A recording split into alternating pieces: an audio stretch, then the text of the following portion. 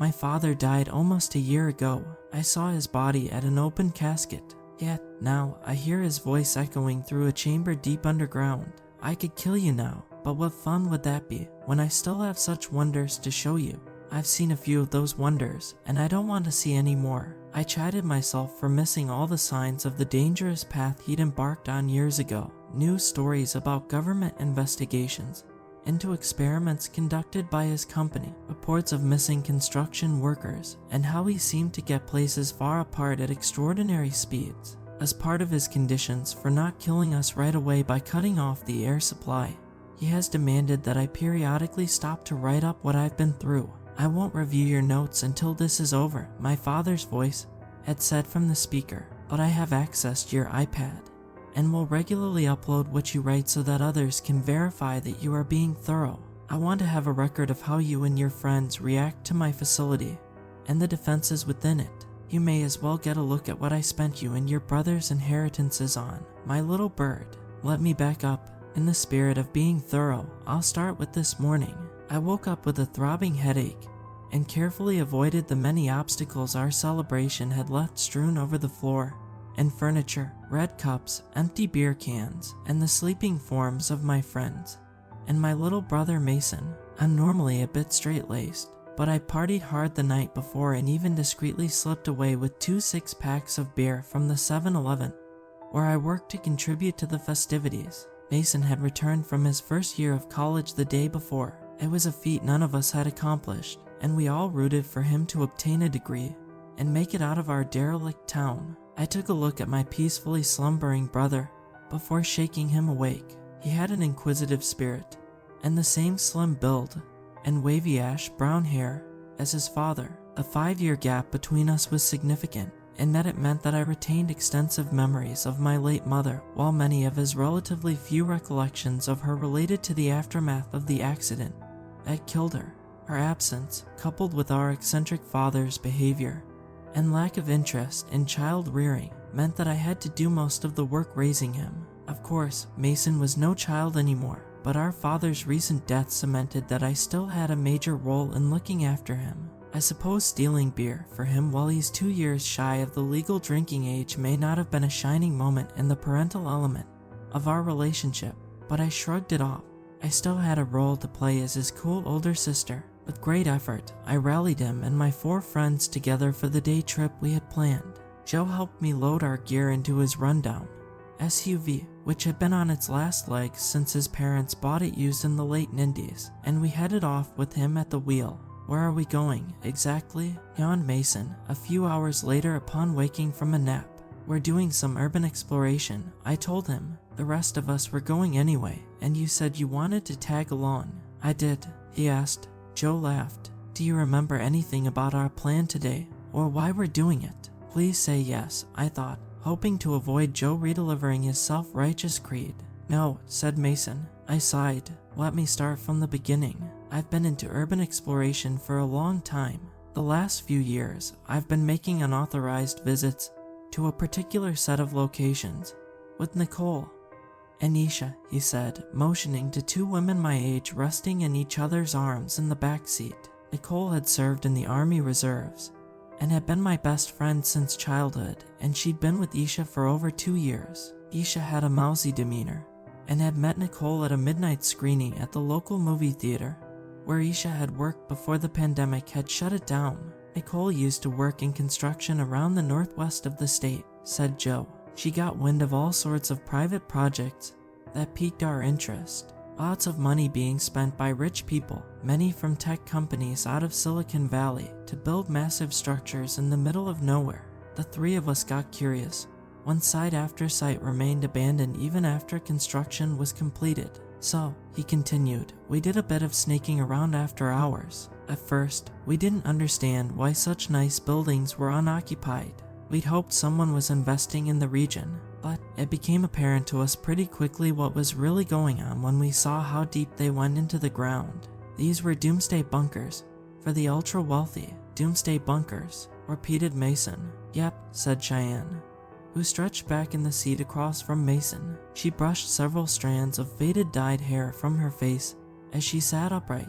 She was between the ages of Mason and the rest of us. I joined Joe, Nicole, and Isha after they told me about all these shelters for selfish assholes. These guys spend millions that could go towards any number of good causes on ensuring their own safety and the small chance that society collapses. Wait, said Mason, you're saying they spend a fortune on building something they probably won't ever need to use? Yep, said Joe, they have the money lying around and just see it like another insurance policy. Some of these places are huge. Helicopter pads, elevators, smart TVs, even indoor cinemas. Each one is a waste of tens of millions of dollars, said Cheyenne. These buildings could be used to house the homeless or provide a place for orphaned children or people facing eviction to stay. Heck, they could even be shelters for stray dogs. The guys who build them, though, couldn't care less about any of that. We've broken into a dozen of them now, said Joe. I even dragged your sister along for the last one. I tagged along with maybe a third of their expeditions, and that was the only time I'd visited an apocalypse bunker with them. What do you do there? Asked Mason. Cheyenne giggled and motioned like she was chugging a beer. I rolled my eyes. The headache I still had from last night made me never want to drink again. There's some of that, said Joe, but our main goal is to disrupt the place. Disrupt? Asked Mason. Cut wires, break computer systems, mess with the air conditioning, that kind of thing. Whatever we can get away with without alerting anyone to come investigate, said Joe. We figure if some societal collapse really does happen, maybe they'll have less of an advantage. As a result, that's a nice sentiment, Joe said Cheyenne, with a sly smile. But honestly, after what our town's been through, I think we all just like the feeling of breaking stuff that belongs to people who don't deserve it. Your sister, said Joe, wasn't comfortable with what we were doing at first, but with a little encouragement, she left a real mark at the last sight. I nodded even as I cringed as Mason's image of me as the responsible one took yet another hit. After a couple shots of the crappy vodka Isha had brought along, I'd emptied several cans of spray paint all over the once spotless survival facility built by a social media executive. And, continued Joe, our destination today was her idea. Whose bunker are we going to? Asked Mason. You were all excited about it last night, kiddo, I said, laughing. After the accident, I got a look at a lot of Dad's finances. I realized quickly where much of the money went. Business had always kept my dad occupied such that we rarely saw him, and when we did, he tended to be dismissive towards me, always referring to me by my infant nickname Little Bird, and only showing real interest in Mason. When I got wind of the helicopter crash, I had to have Mason pulled out of class and given the news personally. The ensuing responsibilities hit me far harder than grief. I'd expected that we'd inherit a fortune, given our father's luxurious lifestyle. Instead, I discovered that he'd squandered his wealth and left us with severe debts. Before long, we had virtually nothing to our names aside from the house, which bankruptcy rules allowed us to keep. If we sold it, the proceeds would go to his creditors. Digging through his financial documents, I found multiple references to massive investments and payments regarding a property in the same area as the Doomsday shelters Nicole had told me about. It seemed that Dad had chosen a survivalist bunker over leaving a fund for his children. Mason had sighed when I explained this to him. He'd been closer to our father than me, but since the accident, he'd steadily grown disenchanted upon recognizing the dire straits in which his behavior had left us. It's just like him, he mumbled, prioritizing wacky conspiracy theories over his family. I explained that my goal was to see how much of the bunker could be liquidated and sold, and that while my friends were tagging along out of interest, I prohibited them from vandalizing or interfering with what we found without my permission. We finally pulled up at a small farmhouse at the address listed on the documents I'd examined. It was isolated and surrounded by a barn, empty fields, woods, and a distant river. We got out of the car and stretched our legs in the cool fall air. Joe placed the car keys on the passenger side wheel. He proceeded to light himself a cigarette and offered me one, but Mason's presence encouraged led me to turn him down.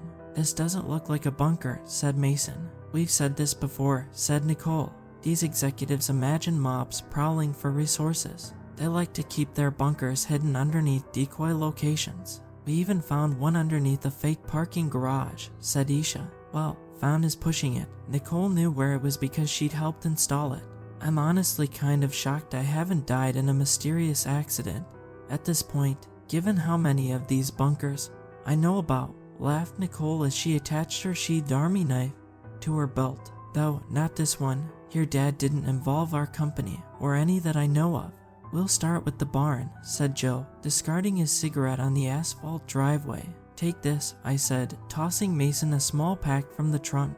Like the others, it contained a set of supplies Joe, Isha, Nicole, and Cheyenne had accumulated for urban exploration over the years. An LED flashlight, glow sticks, a walkie-talkie, and a small amount of emergency food and water. Nicole kept a first aid kit in hers, and Joe's also contained a hammer, gloves, and some duct tape for breaking glass. I checked for the iPad in my pack, which I kept secured in a waterproof case. For obvious reasons, my friends typically didn't make any record of what they did or the vandalism they committed, but I'd already explained to them that I needed to take notes on what I saw. The barn was as nondescript as the farmhouse it bordered, but Nicole quickly identified something abnormal about it.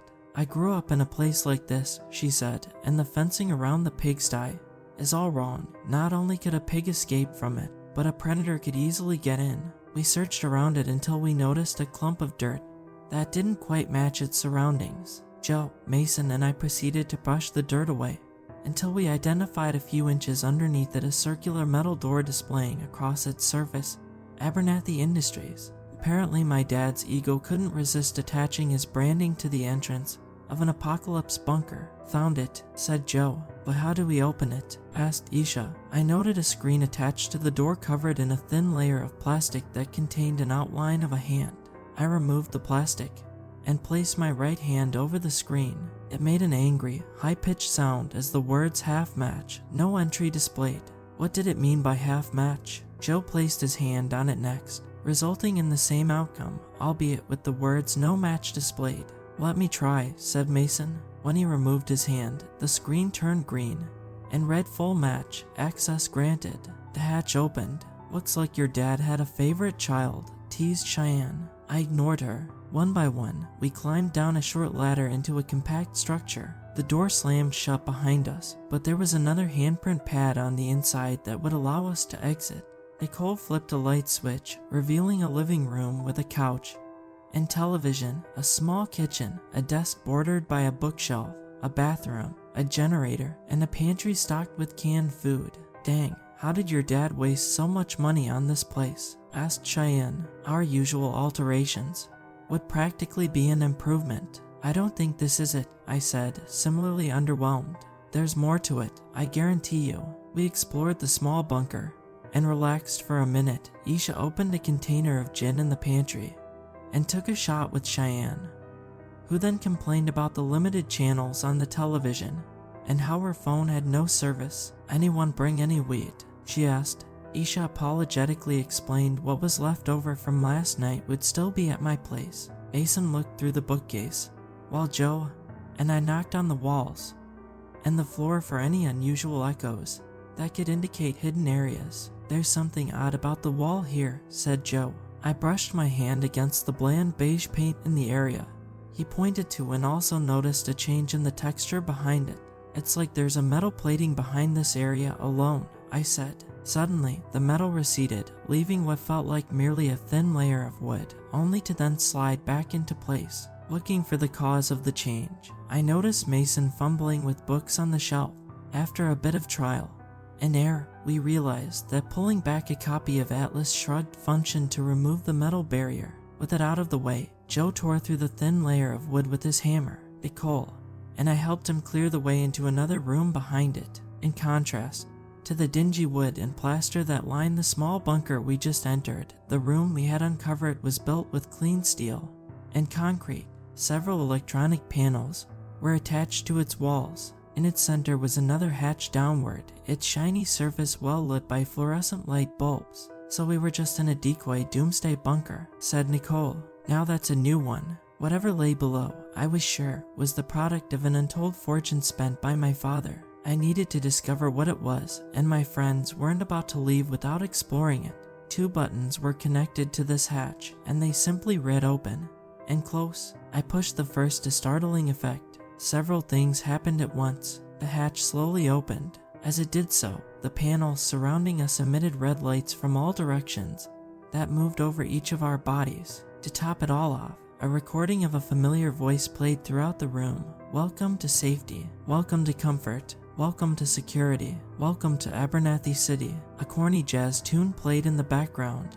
As he spoke, "That's Dad's voice," said Mason. I'm sure I looked as perplexed as he did. And Abernathy City, what the hell was this place? I am Mason Abernathy, Sr. Our dad's voice continued. If you are here, some catastrophe or series of catastrophes has broken down society. You have followed the radio and internet messages I have sent out signaling this is a safe location. You have entered the hatch I have left open for new arrivals, and you are searching for a place where you can help build a better society than the one that failed you. It is important to remember, continued my father in a soothing voice, that you are wanted here. There is a place for you here. The ID cards you are about to receive will guide you to that place. Please proceed to one of the floors listed, and you will soon be part of a vibrant and supportive community. The red lights faded along with Dad's voice. The hatch was fully open. Meanwhile, some kind of small printer spat out 6 ID cards, one for each of us. I examined mine. It displayed a picture of me, followed by my full name Robin Marie Abernathy, and the words Access, B5. In smaller print, it contained my criminal history, which somehow included more than any records I know of would reflect. Not just my single speeding ticket, but also the one time I'd gotten in a fight in middle school, and even the beer I'd shoplifted last night, which no one should have already noticed had gone missing. Finally, it listed detailed jargon regarding my physical and mental health. How do they know all this stuff about my health conditions? Asked Cheyenne. I didn't give anyone permission to share any of the stuff listed here. Her and Joe's cards gave access to B1, Mason's gave access to B3, B4, and B6, B7. Nicole's gave access to B2, and Isha's, like mine, gave access to B5. I slipped my card into my backpack and followed the others down the hatch. Joe used several glow sticks to illuminate the large room in which we arrived in eerie green light. It resembled a fancy corporate lobby with a floor of luxury vinyl tile. The words "New Arrivals, please use the stairs" were painted above a door in the back. Next to it was an elevator that appeared inoperative.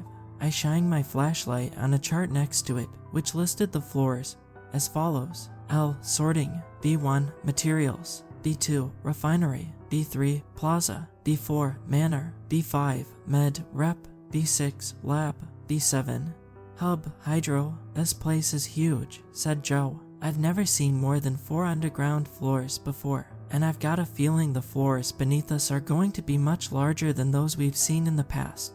What is that? Said Isha. She had her flashlight aimed at something on the ceiling. The green light revealed it as shaded a peculiar, translucent black and white. It appeared like an image from an old film reel in that its pulsating circular form seemed to only half exist in the tangible reality we occupied.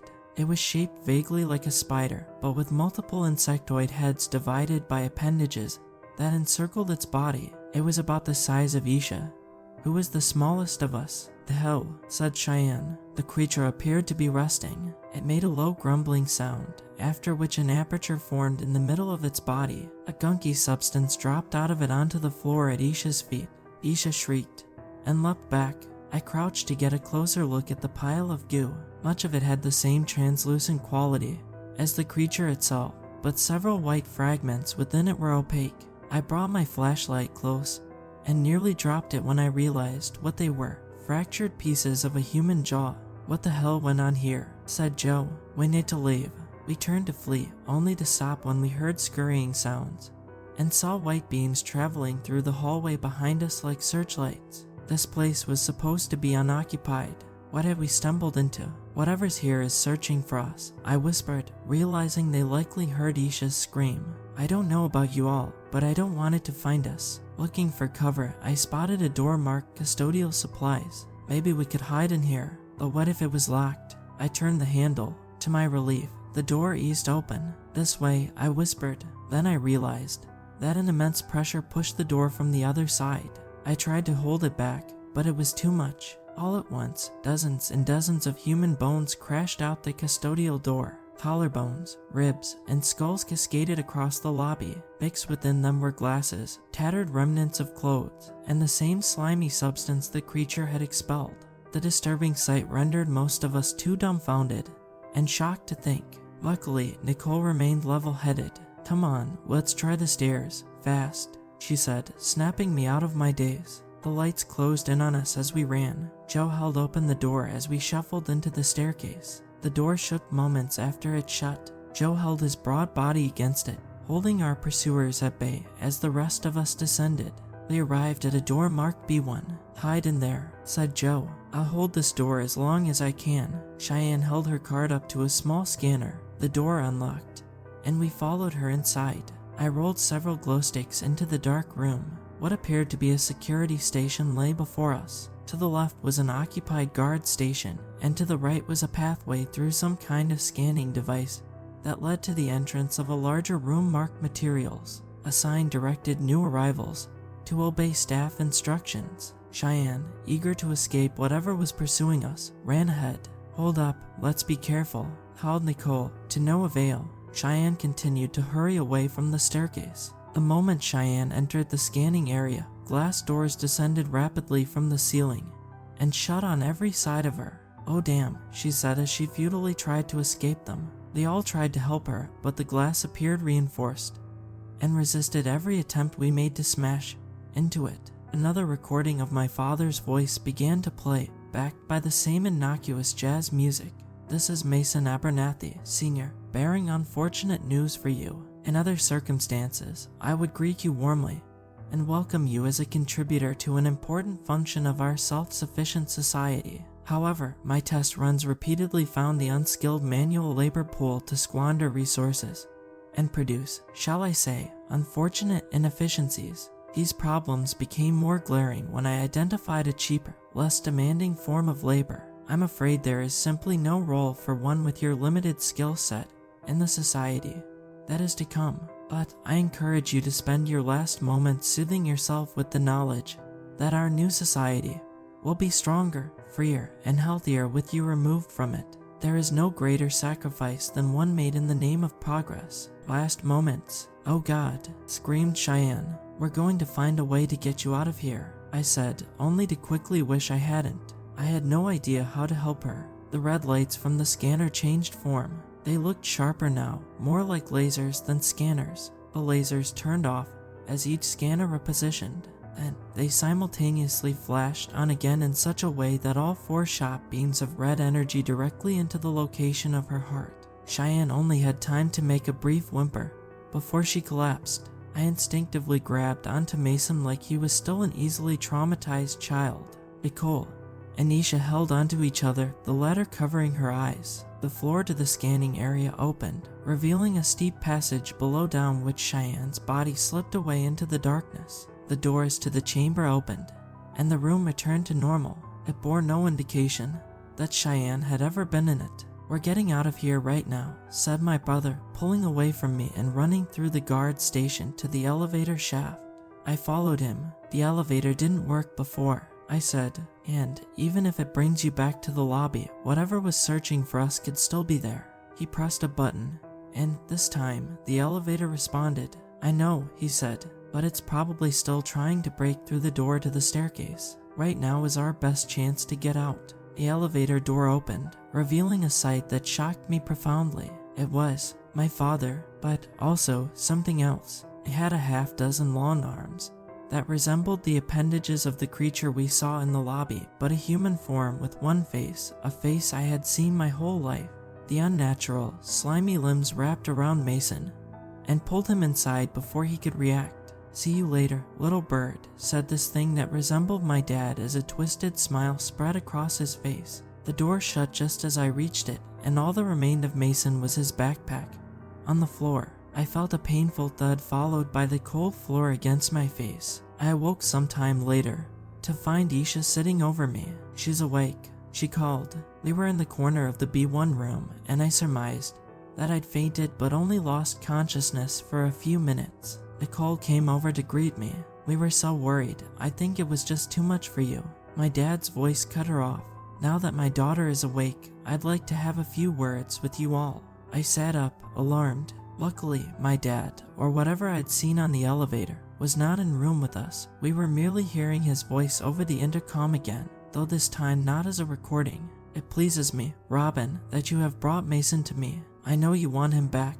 He is your only way out, after all. Dad, or whoever this was right. If the hatch to the decoy bunker was the only entrance, we needed Mason's handprint to escape.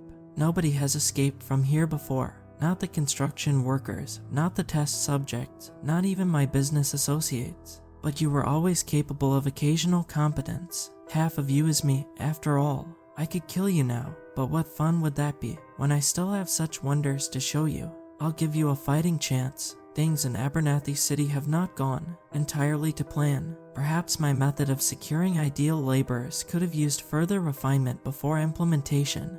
But I have produced a facility conducive to the self-sufficient society.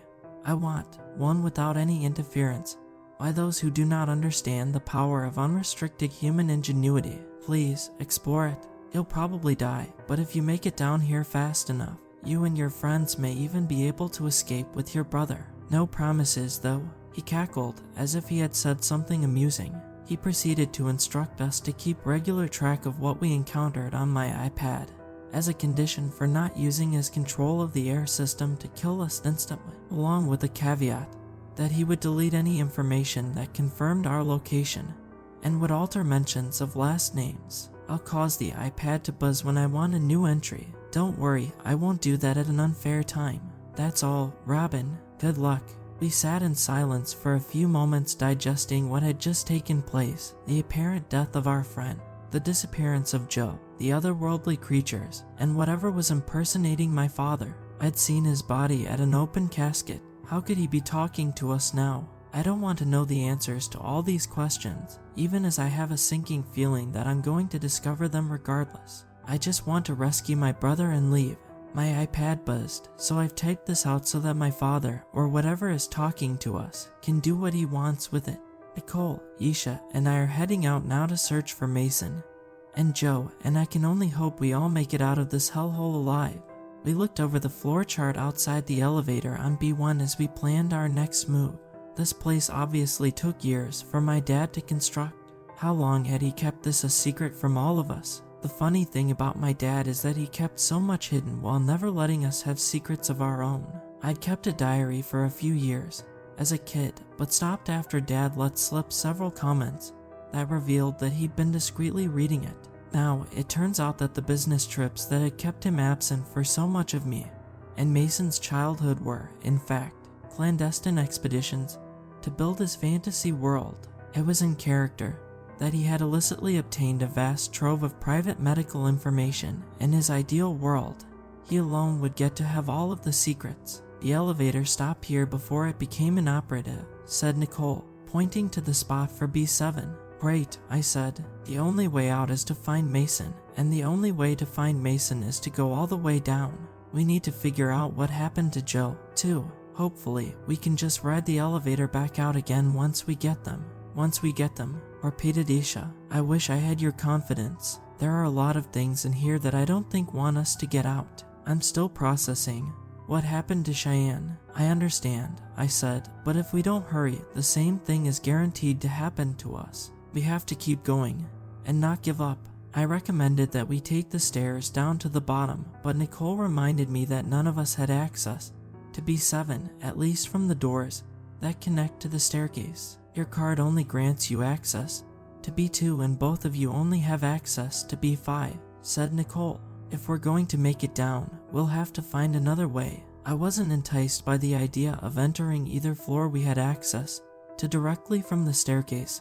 After what happened to Cheyenne, Isha showed me a small floor map she'd found of B1 and B2 while I was out. She motioned to a shape marked as a supply shaft on B1 in the room, with materials written over the entrance. If it's large enough, she said, we can use this slide to get down to B2 without going through the front door. We maneuvered through the security station, avoiding the sensor area that had killed Cheyenne. We took our backpacks of supplies with us, as well as the one Mason had left behind. As we approached the materials room, I heard the creak of a door behind us. In the light of a glow stick we'd left behind, a handle slowly turned. "We're being followed," I whispered. We rushed into the room. The first thing we saw was a stream of running water. The map says this is the highest of a series of interconnected aquifers that run parallel to the facility. "I think they eventually connect to the river we saw outside," said Isha. Part of the water ran by an enclosed area marked livestock. As we scurried past it, we noticed that the animals within it were grotesquely deformed. A chicken had 2 heads. A greenish material connected 3 pigs into one form, with a bizarre, oval-shaped center that exuded a murky goo that formed a puddle within which their legs seemed stuck.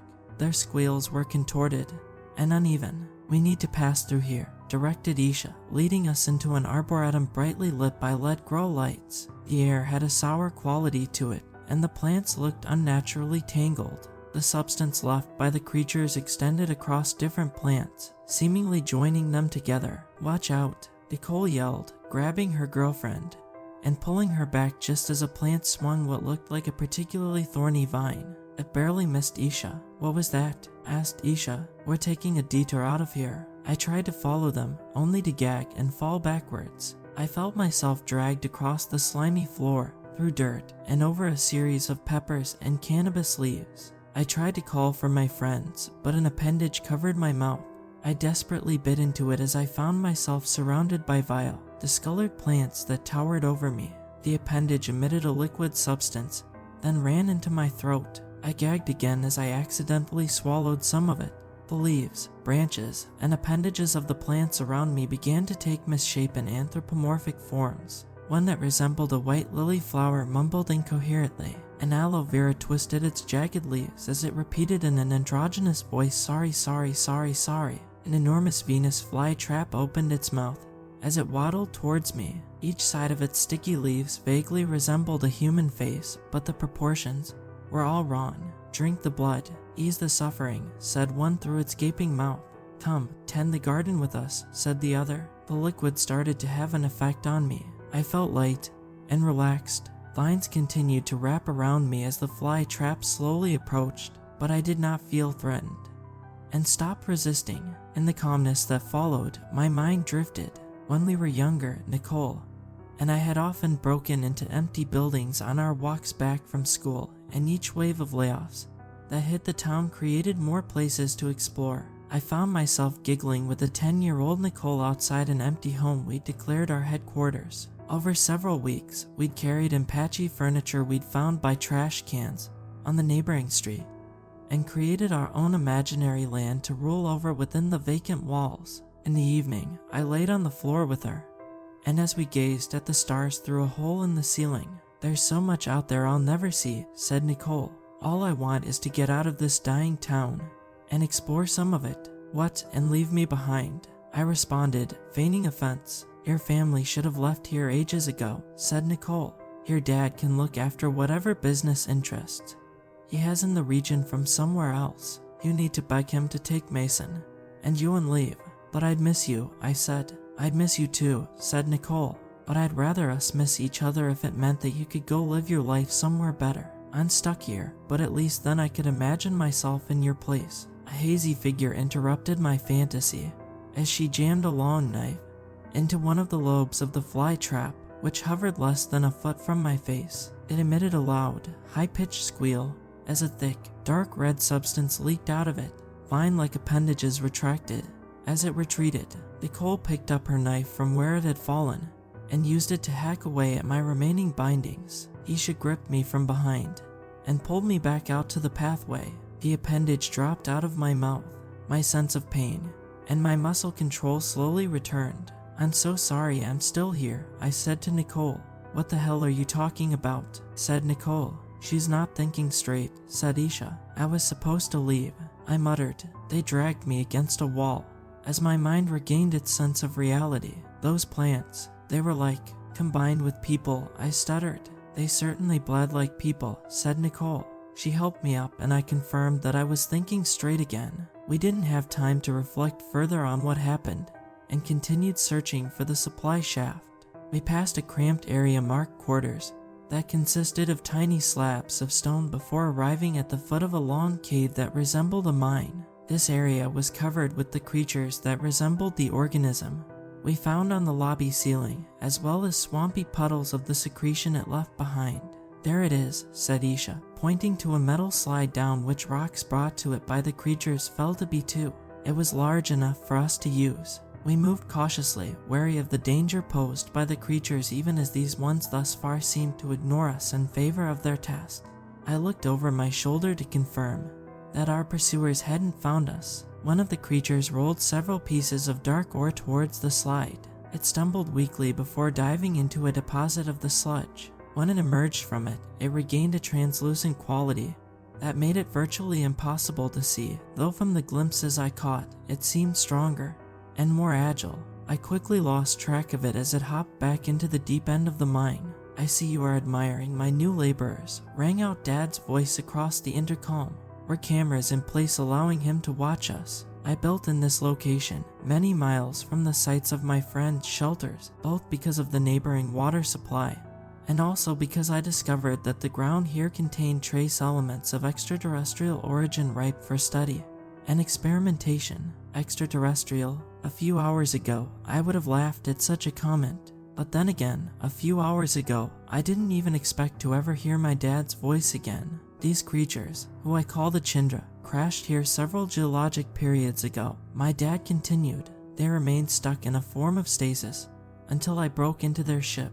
The Chindra have a connection to their queen that I don't fully understand, but I do know that the queen merely needs to think up a command for them, and they follow it. So I had my scientists discreetly perform a bit of an operation on me, an operation that involved a substance inherent to the creature's biological structures that, among other properties, can, under the right conditions, combine different living beings into one. It took several tries to get the procedure right, but clones like me are discardable. Clones, I thought. No wonder the government had kept trying to investigate my dad's companies. Finally, it worked, and one clone was able to survive the operation and combine with the body of the queen we found on the ship. You are listening to that clone right now. I immediately thought of the implications. This man was a clone of my father, and my real father had died, right? Or what if the man I saw in the casket was also a clone, and my real father was still alive somewhere? I now have permanent, total control over my laborers, said my dad's voice. Technology and automation play critical roles in running Abernathy City, but the society I want to preside over is one to which living beings contribute, and the Chindra are ideal for the role I have found for them. They can complete many physical tasks at my command, from building concealed exhaust pipes to collecting raw materials, to developing metal supports for extending and reinforcing the structure of the facility. I was able to easily create a supply of food for them, and they work hard without sickness, breaks, or complaints. You have no idea how much Abernathy City has gained by replacing its unskilled human laborers with them. Of course, there are some downsides. A tiny number, around 1%, of the Chindra lack a mental connection to the queen. They act independently and, in the process, have wreaked havoc on several parts of the facility. I believe you saw one in the lobby. It ate much of our staff on that level. But no matter, I have developed a team of hunters to combat them, and the discarded employees are replaceable. And by the way, I have also assigned the hunters to pursue you as a training exercise. On that note, the only one of you who seems equipped to handle yourself in a fight, Nicole, I believe, may want to duck. Nicole sprang to the floor just as a blast sprayed into the wall behind her. My father laughed as the speaker cut off. Isha and I followed Nicole's example. The two of us landed in a pool of the substance left by the Chindra. I scooped it up and spread it over my body. I think they won't be able to see us so long as this covers us, I whispered to a confused Isha. You need to move, quickly. I tiptoed against the wall. As the cool substance ran down me, I raised my own hand and could barely see its outline. I was practically invisible. 3 darkly clad figures wielding shotguns approached from the darkness. They appeared well built. Black ski masks covered their faces, and grenades lined one of their belts. They aimed their weapons toward Isha, and I had fallen and fired several shots. Luckily, Isha appeared to have listened to my advice and fled while camouflaged, as the shells only hit the gooey substance and the surface underneath.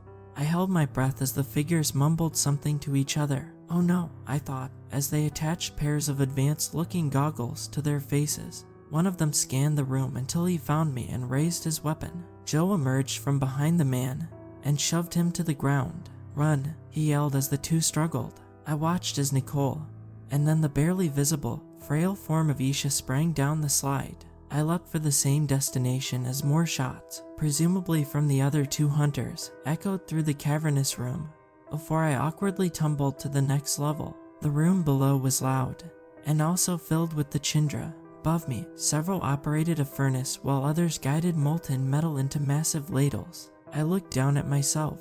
I was largely visible again. The fall down the slide had scraped off most of the substance and left me with several bruises. I needed to move, something Nicole and Isha appeared to have done already, but what would I do next? I had no way to get to B3 from here. The only thing I could think of was to reach a staircase, use my pass to get to B5, and hope there was a way to enter. That didn't cause me to meet the same fate as Cheyenne. I jumped over an assembly line on which a combination of automated machinery and alien creatures assembled food, clothing, and other products. I found myself by a tarp that blocked off an area with a horrendous odor. I peeked inside and nearly vomited at what I saw: piles of dozens and dozens of human bodies, as well as sets of bones stripped of their flesh. A tiny opening in the dirt wall on the other side led to rapidly flowing water, a small stream of which funneled into a trough from which the Chindra sipped. The creatures climbed over the bodies. Their mouths rotated, taking turns grabbing and chewing bites of human meat. Several of the bodies belonged to powerful-looking men in suits. Many more wore construction helmets and vests. I dropped to my knees when I recognized Cheyenne's limp form among them. Isha crept up to me. "Get up, we have to keep moving," she whispered. As with me, the fall had stripped away most of the ooze, rendering her almost fully visible again. I nodded, glad one of my friends had found me. "I saw, in there." "I know she's in there," she said. "But like you said, we have to keep going and not give up." She reached out her hand to help me to my feet. I smiled, only for her blood to spray over my face as a shell crashed into her upper arm. She screamed and fell back to the floor. I ran to help her, but she begged me through her tears and gritted teeth to run. I did, and watched from behind a stack of crates as one of the men subdued and searched her. He found her ID card, and after examining it, bandaged her wound, picked her up, and carried her out of sight. Sweat had soaked through my clothes as my heart beat furiously. I was in great danger, as well as shocked at what I had just witnessed. At least my dad's men had stopped the bleeding. I would have to find and free Isha later. I crept low to the ground around the indifferent alien creatures while trying to suppress the image of them chomping away at the remains of Cheyenne. I searched the room for an exit, but instead found Nicole wrestling with one of the men who had followed us down, right by the foot of the slide we'd taken. He threw Nicole against a stack of cartons, but she kicked his feet, causing him to lose balance and drop his shotgun. Nicole pulled it away, but before she could use it, the man whipped his sidearm out of its holster and aimed it at her. "Now," said the masked man, "tell me where your friends are, and I'll make this quick." I instantly recognized his voice. He, too, was a clone of my dad. How many clones did he make? Were they the only ones running this place? Before she could respond, and before I could intervene, Joe yelled down at him. "One of them's up here." He kicked the massive ladle of molten metal such that its contents rained down on the hunter, who screamed as his body and the floor underneath him disintegrated. What remained of his lifeless form dropped to the surface below. I ran up to Nicole and hugged her. Joe hopped down and joined us. "Thank God you two are all right," said Nicole. "And, Joe, it looks like you made us a passage to the next level." The distance to the surface below was substantial, but I felt certain that we could find a way to make it down safely. The security man had left behind a pair of the goggles I'd seen earlier. I scooped them up and put them in my backpack.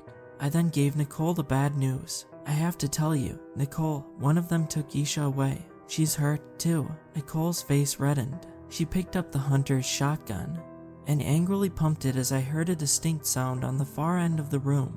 I identified its source. It derived from the third hunter, who watched us from an elevated area near the tarp-covered room of corpses. He removed his mask and looked directly at me. He, too, was unmistakably a clone of my father. He held a grenade in his hand, and I realized that I'd heard him remove the pin. He smiled menacingly as he drew his arm back to throw the grenade at the three of us. "Nicole," I blurted out. "The last one, he's in the corner by the tarp." Nicole's military instincts kicked in. She spotted him, lifted her shotgun, and rapidly fired twice. Blood spurted from his shoulder as he dropped the grenade, which rolled behind the tarp. He frantically dived after it. It took me only a moment to realize why he tried to retrieve it rather than run to safety. A deep rumbling sound followed that of the explosion. "Oh God," I said. "What is it?" asked Joe. "The water." I didn't need to complete my sentence, as Nicole and Joe got the point immediately. A massive cascade of water swept the tarp away and overtook the room, toppling everything in its path and expanding the size of the hole created by the molten metal. The bodies, many half-eaten, were swept away, along with all the creatures in the area. I held onto a metal beam until it, too, detached from the surface. I took a deep breath as the waves of liquid plunged me through the opening and to the level below. I remember falling, rolling off a soft flap, and sinking into several meters of water, where the torso of one of the dead hunters impeded my attempts to swim to the surface. When I finally pushed it aside and reached the air above, I gasped and made my way to the nearest non-submerged surface, which I recognized as the top of an arcade claw machine. Luckily, in terms of avoiding electrical shocks, it was powered off, like the rest of the devices in my immediate surroundings. I catch my breath. I grow cognizant of the pain caused by my many bruises. I recoil at the disgusting liquid in which I was just submerged. I pray no predators or security personnel have me in their sights, as I am unarmed and defenseless. My iPad buzzes in my backpack. Apparently this is enough of a moment of peace for my father to demand another write-up, and it seems that the waterproof case protected it well enough to make that possible. I look around, hoping that my friends were as lucky as I was and also survived the fall, but I have yet to spot any of them, or the remaining hunter Joe had tackled on B1. It takes me a moment to grasp what B3 Plaza consists of. The last thing I expected, a massive shopping mall, one now filled with debris, and a murky river of floating bodies. I last visited a mall during an urban exploration outing about 3 years ago with Joe and Nicole. It was just before Nicole had met Isha, and about a year before Cheyenne had joined us. It was the largest mall in the region, and I had fond memories of it from its last gasp. As a cultural center in the early 2000s, it took my mother 30 minutes to drive me and my then 2-year-old brother to it. I remember following her through the massive, snow-covered parking lot into the vast space inside. People from all walks of life happily bustled between well-stocked stores. A Christmas tree stretched up to the wide ceiling of laminated glass. I delighted at the holiday decorations as my mother plopped me into Santa's lap. Those were good times, but you've probably already guessed the derelict state it was in many years later, when Joe, Nicole, and I snuck in after dark. The factories that left for cheaper labor overseas took the local economy with them. Only a handful of third-rate stores remained, and they were on their last legs. Ceiling tiles were missing. Rubble and shattered glass lay strewn over large areas of the floor. We were there during the summer, but I'd seen pictures of snow falling through the broken overhead windows and covering where the artificial Santa set had once thrilled me. My present surroundings went far beyond what I witnessed in 2002, and instead represented what I had only seen in movies taking place in the 80s or 90s, or at least they likely did before the floor above spilled a putrid river of decomposed bodies, supplies, and hardening molten metal over its lower level. This floor was twice as tall as the others, allowing it space for an upper and lower level connected by an escalator. The ceiling was painted light blue, a poor substitute for the sky I yearned to see, and held bright lights. Some flickered irregularly while many others, no doubt affected by the massive hole the molten metal had made in the ceiling, dangled limply and failed to function. I noticed a thin and translucent ladder-like structure extending down from the hole. Dozens of the Chindra who had fallen to B3 ran up it back to B2. The mall stores sold toys, men's clothes, women's clothes, lingerie, electronic gear, food, tools, and plenty else. The bottom level had a merry-go-round, a food court, and a video arcade in which I found myself positioned atop a claw machine. I'd never won anything from one, but Mason had once snagged a giant plush frog that he'd kept in his room through middle school. "Hey, you," called a chubby man. He and a curly-haired woman swam towards me through the muck. Both were dressed in gray uniforms. "We're coming over to you." Well, at least not everyone here is a clone of my father. I had every reason to expect them to be hostile, and prepared myself to dive back into the water and swim out of the arcade. Hopefully, Nicole and Joe had survived and would be close by. The woman climbed out of the water and balanced herself on the glass casing of a coin pusher machine a few yards behind me. I rolled my eyes when I saw the face proudly etched into the pieces of silver within it. A man, not finding a surface that could reliably support him, grabbed onto the top of a mini bowling machine. Their supply belts indicated they were maintenance people. "I haven't seen you before. You from B5?" the woman asked. I nodded. I had access to there, so it was likely an answer that wouldn't give away that I was an intruder who'd helped cause this mess. "I didn't think they let y'all out," said the man. "The rumors I've been hearing are that y'all get pumped full of, well, you know what, and they keep you on a real tight leash during the pregnancy until you deliver, and then the process starts anew. I didn't think y'all even had access to the plaza." What the hell, I thought. Oh god. I recalled the extensive notes on my card about my physical health and how Isha and I were both assigned to B5. Was med, rep a place for fertile women to deliver children. The repairman's description didn't exactly make it sound like a mere facility to assist women in pregnancy. I had the feeling that Dad's calculations alone determined whether and when someone got pumped full of you know what. The hunter who carried away Isha did so after checking her ID. He must have taken here thereafter seeing that she was assigned to it. All the more reason to get to her as soon as possible. "Do you know what this disaster is all about?" asked the woman. I shook my head, wanting to give up as little information as possible. "They were here to address an issue with the overhead lighting," said the man. "But this is absolute hell. Never seen anything like it. Good thing the mall was closed and powered off when whatever this has happened. Otherwise we'd be shocked to death." "I need to get back to B5, I said. "All this flooding has disoriented me. Do you know the closest way down?" "Well, most of the hatches and the door to the main staircase won't even open when there's flooding," said the man. "And the elevator's powered down at the moment. There is a door by the restrooms upstairs," said the woman. "It leads to a maintenance hatch down to B4. It's on a different system and would probably still work." My father's voice rang out over the intercom before I could respond. "You're probably surprised to find yourself in this setting, Robin. Let me give you a quick explanation. This country saw in the 80s and 90s the beauty of a free market left relatively untouched by those arrogant enough to think they should interfere with it. These shopping centers brought together people from across our society. They spawned innovation through competition.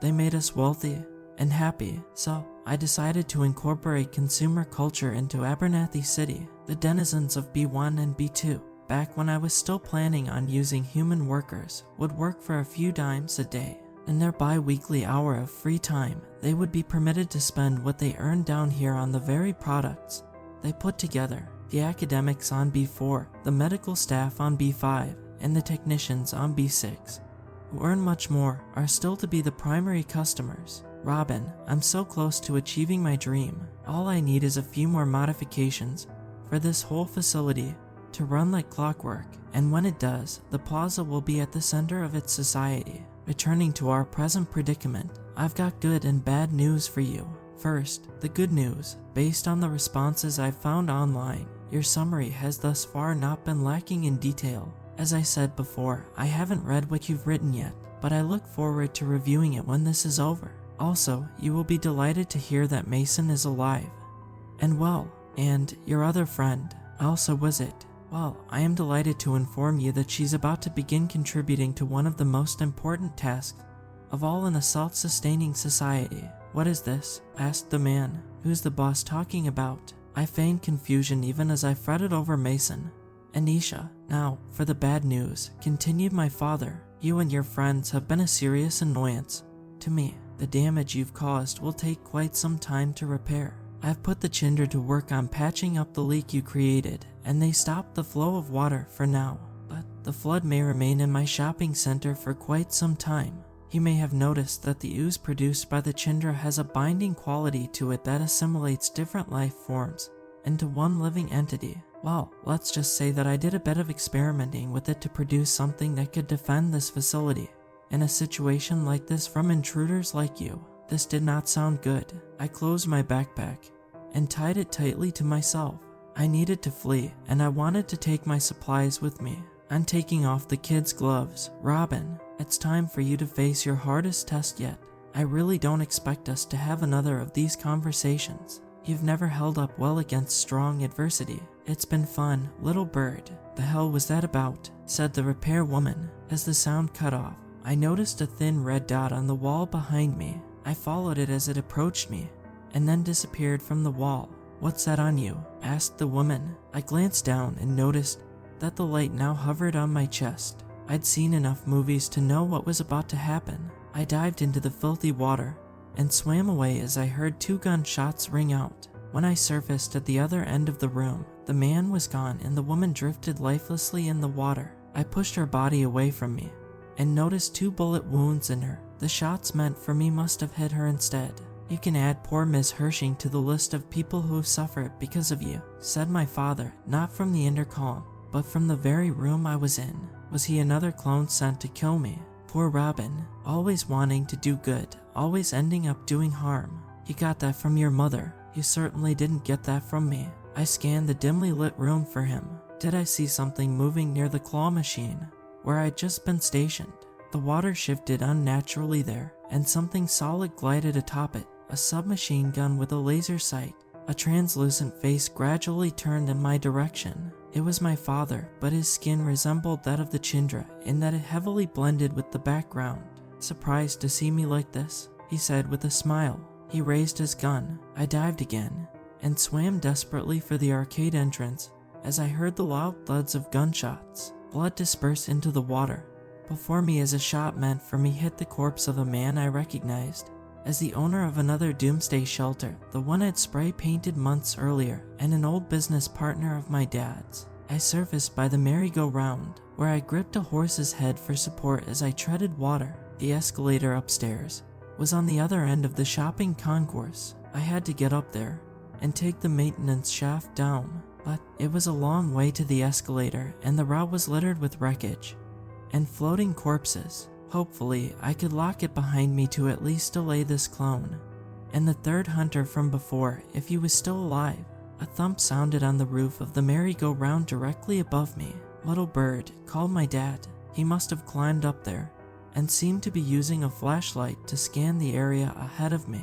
I know where you're going, and I'm not going to let you make it upstairs. You could really use a pair of wings now, couldn't you? He laughed. Boss, is that you? Cried the voice of the repairman. Dad's flashlight shifted to where he'd waited by the entrance to a toy store. He must have fled after seeing his partner shot. Have you seen my daughter? The clone asked. This distraction would be my only chance. I knew that I swam for it. I'd never make it to the other side without being spotted. So, instead, I lay on my back, kicked off from the merry-go-round, and floated, doing my best to quietly fit in with the numerous bodies that filled the corridor, and only gently kicking to keep myself moving in the right direction. It was hardly a perfect illusion, but hopefully I would avoid detection in the darkness long enough to at least put some distance between me and my dad.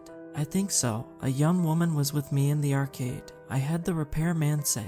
His voice was close. I must have drifted towards him.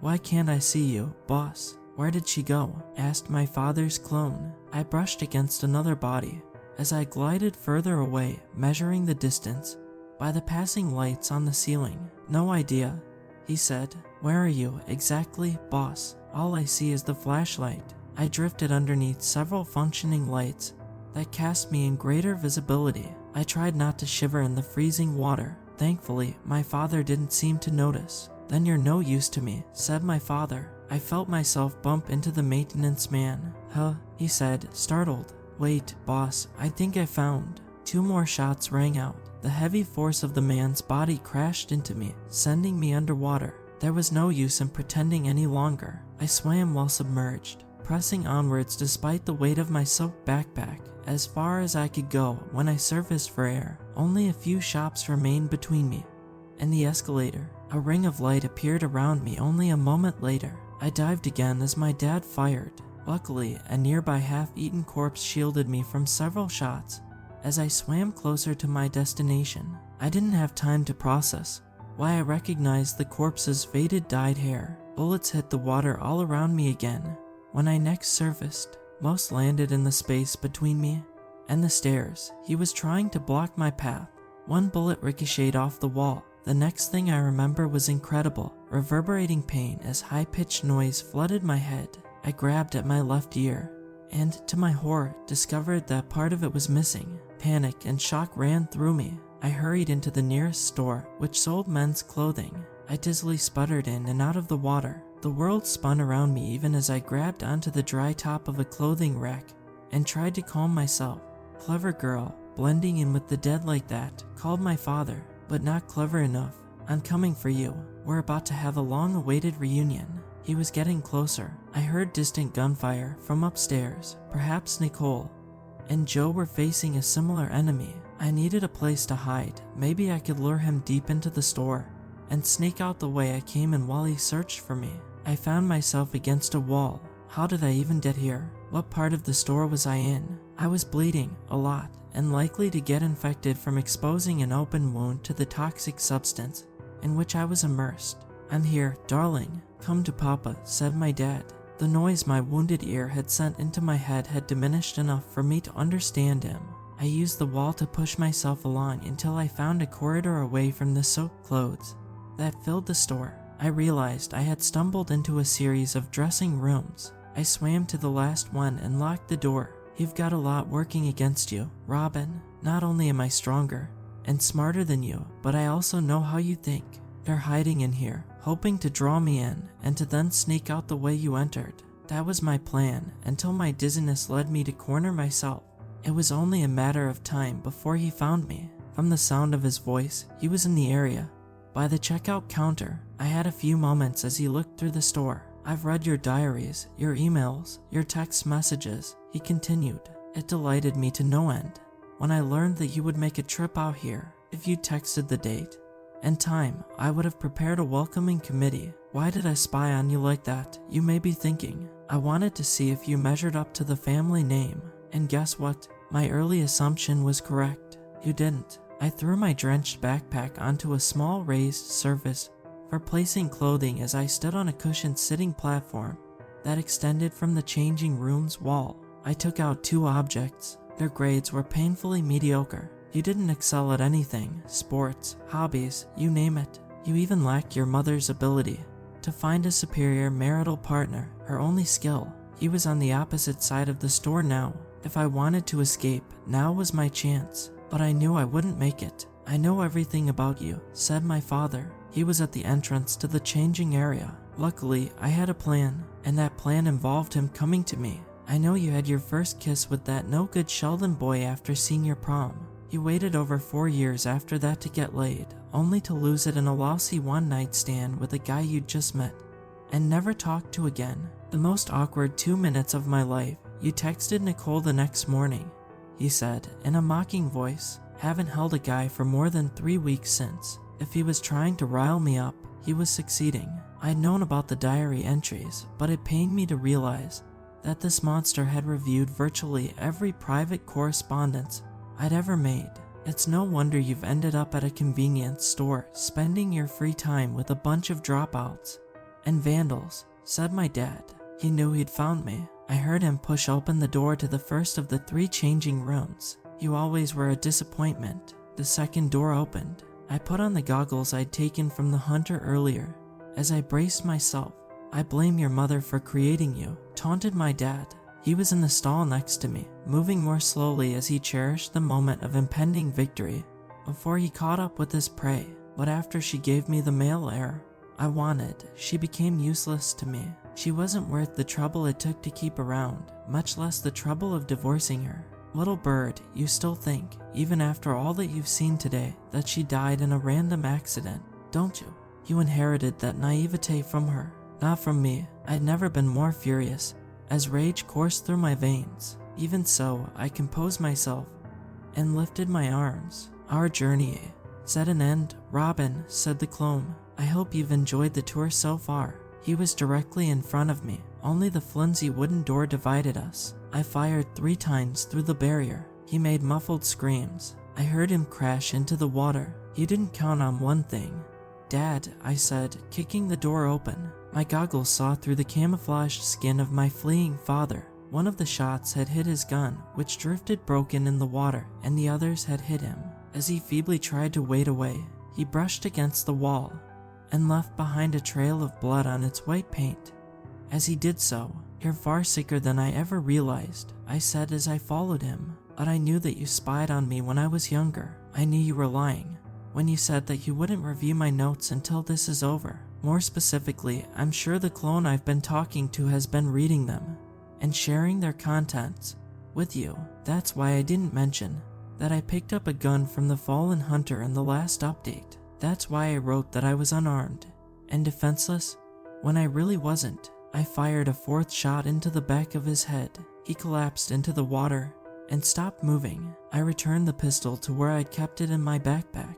I'd known that my dad would outgun me in a fair fight. My dad was a gun enthusiast, whereas my only experience with firearms was when Nicole helped me fire a few rounds at a makeshift shooting range the 5 of us had made out of several weeks' worth of empty beer cans in my backyard. But I had a plan in case I got cornered, and, miraculously, it had worked. As I reached the escalator, I heard the sounds of a firefight upstairs. I climbed the steps carefully, staying low and using the metal sides as cover. I saw Nicole crouched by the front counter of a jewelry store. Her stained, sleeveless white t-shirt exposed the strong arms with which she held the shotgun she'd nabbed earlier. In the back of the store, behind a cash register, was the remaining hunter, yet another clone of my dad.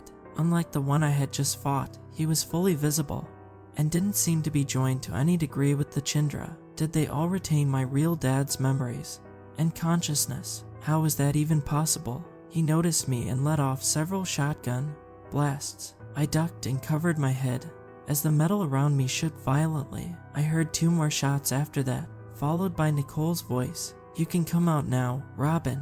I'm so glad you're alive." I emerged cautiously to find Nicole standing over the hunter's whimpering body. Joe and I have been in a long standoff with him.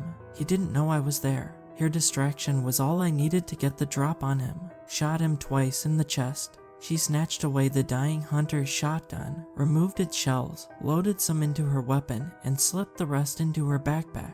"You look like you've seen better days," said Joe as he stood up from behind a sunglass stand.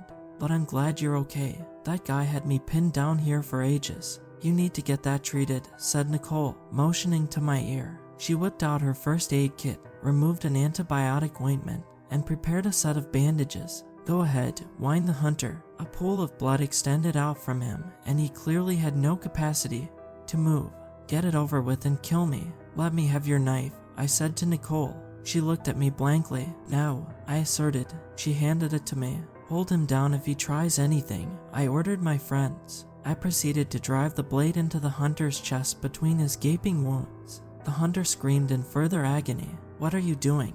cried Joe. "How about we make this as long and painful as possible?" I said, "unless you answer my questions." "Robin, we're not like that," Nicole said. "Do you have all of my dad's memories?" "Yes," croaked the clone. "Up until he last had his brain scanned on B6, about a year before the helicopter accident.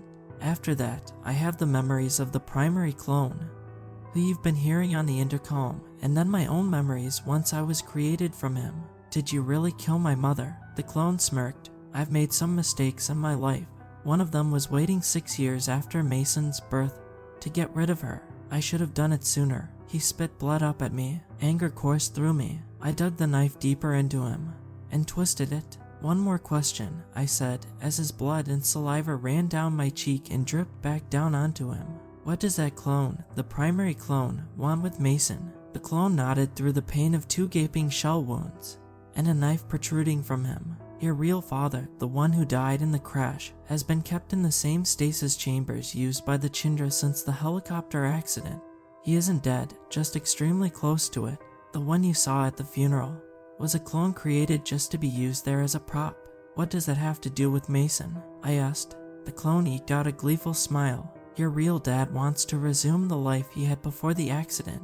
We've developed a technology to help them, one that can transfer a consciousness between bodies, not just create a new clone, but actually cause him to experience his own life continuing in a new body. It is built around the mechanism through which the Chindra Queen communicates with the rest of the Chindra. The bodies have to be compatible, and compatible bodies are hard to find. The clone continued. They require certain physical, cognitive, and genetic commonalities, and differences in sex and gender can pose substantial obstacles in humans. He also wants a younger, fresher body than the clones we can presently create, and his clones have demonstrated occasional instability that make them undesirable vessels for him. So, for the time being, as we continue the testing phase, we rendered the facility only accessible to those fully compatible with him that fall within those parameters. They were soon going to begin soliciting ideal individuals, using our access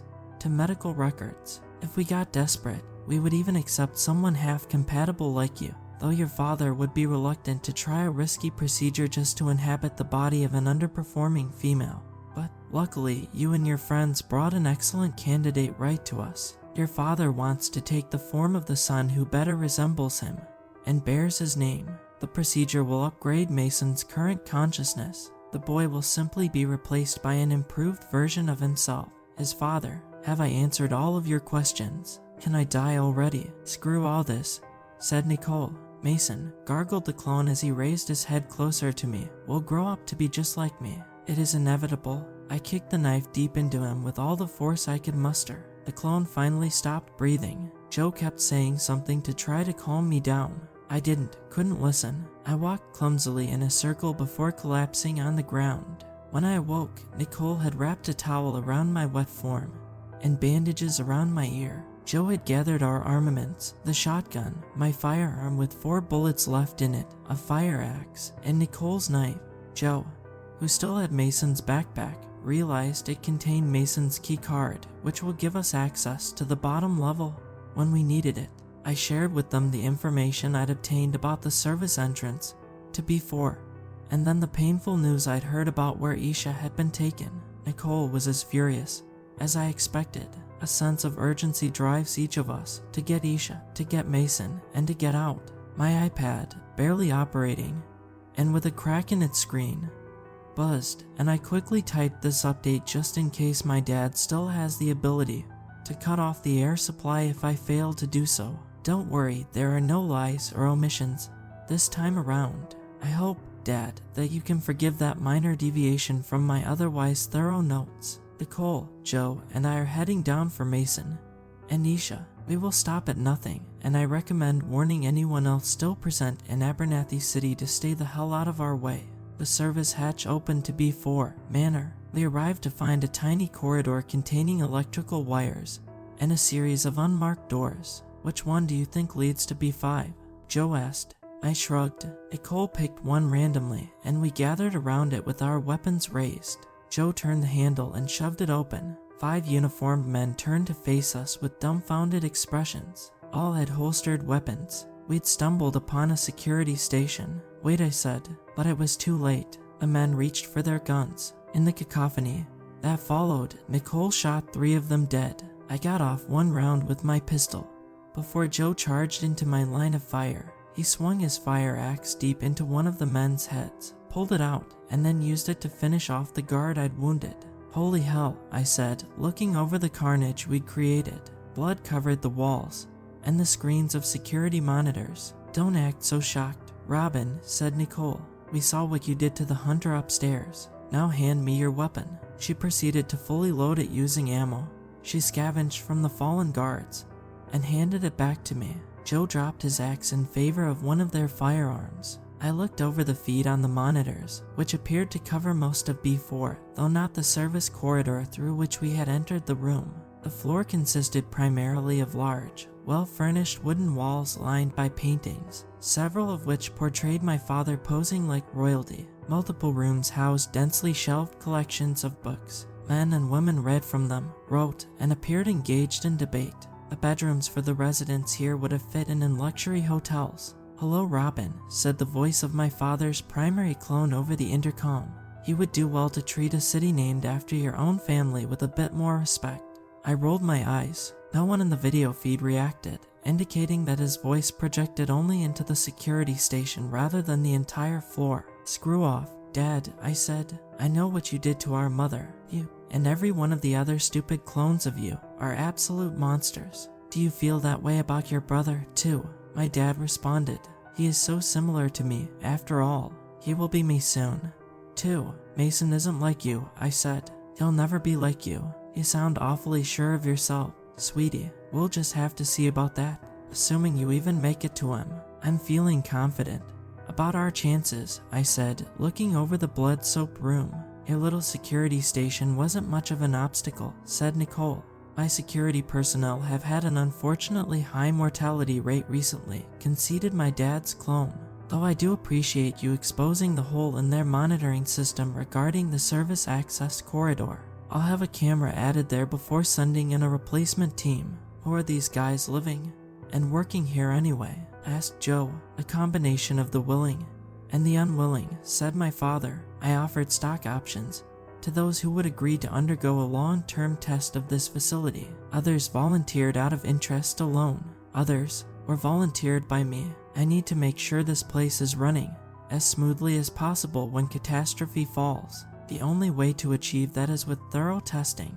"What's the point of this floor?" I asked. "That looks like a bunch of people reading and writing. Let me guess, they're looking into eugenics or witchcraft." "The manor houses the future intellectual elite," said my dad's voice. "It is a place for conducting research and cherishing the finest works of literature. But my test run has not gone as smoothly as I'd hoped. I started with a broad group of thinkers, all people who supported the concept of a self-sustaining city, but with different ideas about how to achieve that.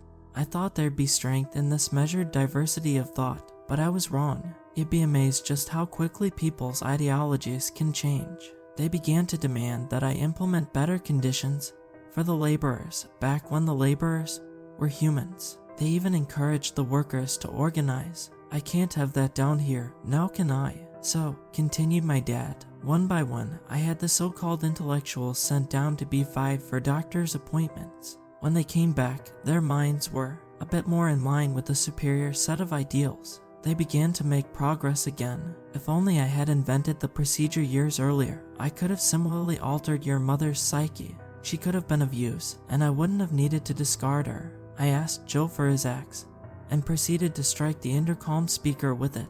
Now, Robin, don't lose your temp." The speaker sputtered and fell to the floor. The voice of my father's primary clone cut out. "I've had enough of this stuff," I said. A knock sounded on the door, not the one we'd entered, but one that seemed like a main entrance. I checked the monitor. A chubby, formally dressed woman in a jacket and dress pants waited at the door. She looked unimposing, but we still had our guns drawn.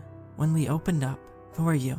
What are you doing here?" she stuttered. "You tell us first," said Nicole.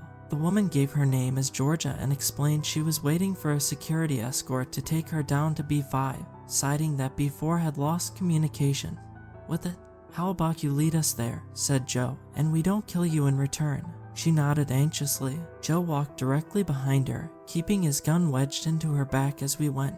Nicole and I selected the jackets the guards had been wearing that had the fewest holes and bloodstains, and partially covered our weapons with them as Georgia navigated through B4. The denizens of the floor largely ignored us, rarely giving us more than a glance as they continued with their studies. There was something about their total focus on their work and the forceful way they carried themselves that resonated with me as familiar. Finally, we stuffed into a small room that contained a hatch that led down to B5.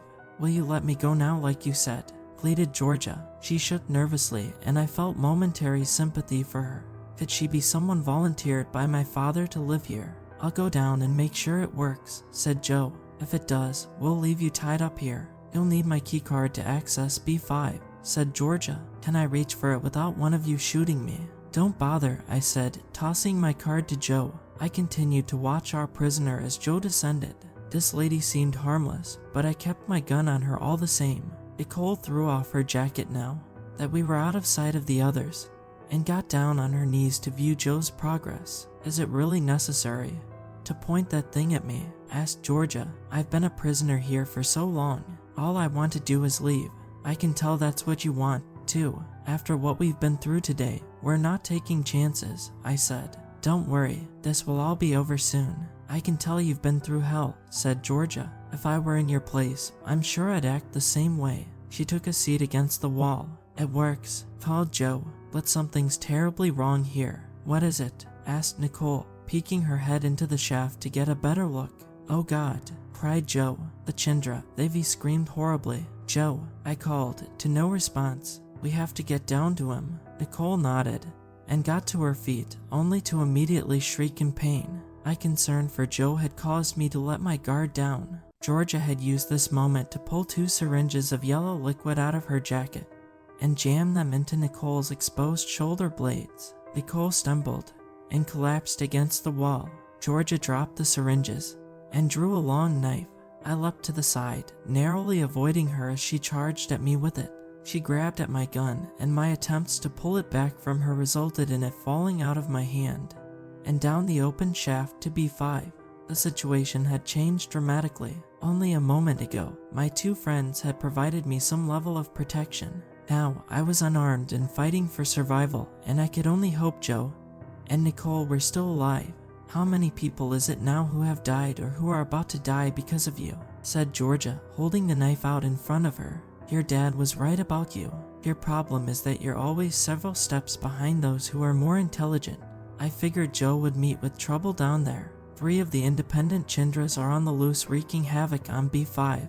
As we speak, there's a team of hunters down there to stop them, but you and your friends took that option off the table.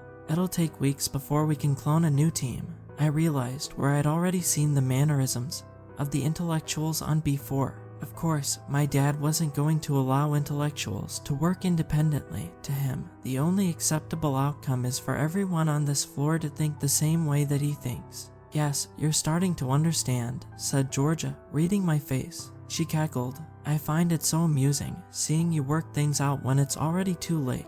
We used our studies of the Chindra hive mind to make a few neurological alterations to me and the others living here, to get them to think similarly, to follow the path your father laid out for them, and build upon his work. My thoughts used to be blurry, now I see the way forward with immense clarity. What did you do to Nicole? I asked. When I heard the commotion in the security station, I nabbed the closest weapons I could find that I could keep hidden on me, said Georgia. This knife and 2 sedatives. 1 is enough to knock a grown man unconscious. 2, probably deadly without medical treatment. But who knows? Different people react in different ways. Maybe your friend will live through the day, or maybe she's already dead. I think not, said Nicole. She shoved Georgia forward, causing Georgia to stumble into the shaft.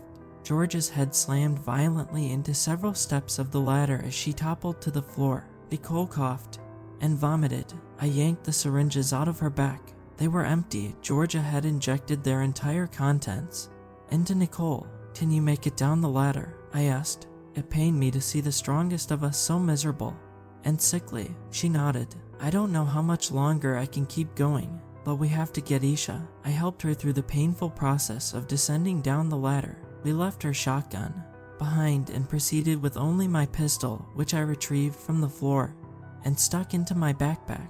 Nicole wrapped her arm around my shoulder as we slowly hobbled through the entrance to B5. No, sighed Nicole. No, no, no. Joe's corpse lay on the floor in tatters as one of the Chindra ate from it.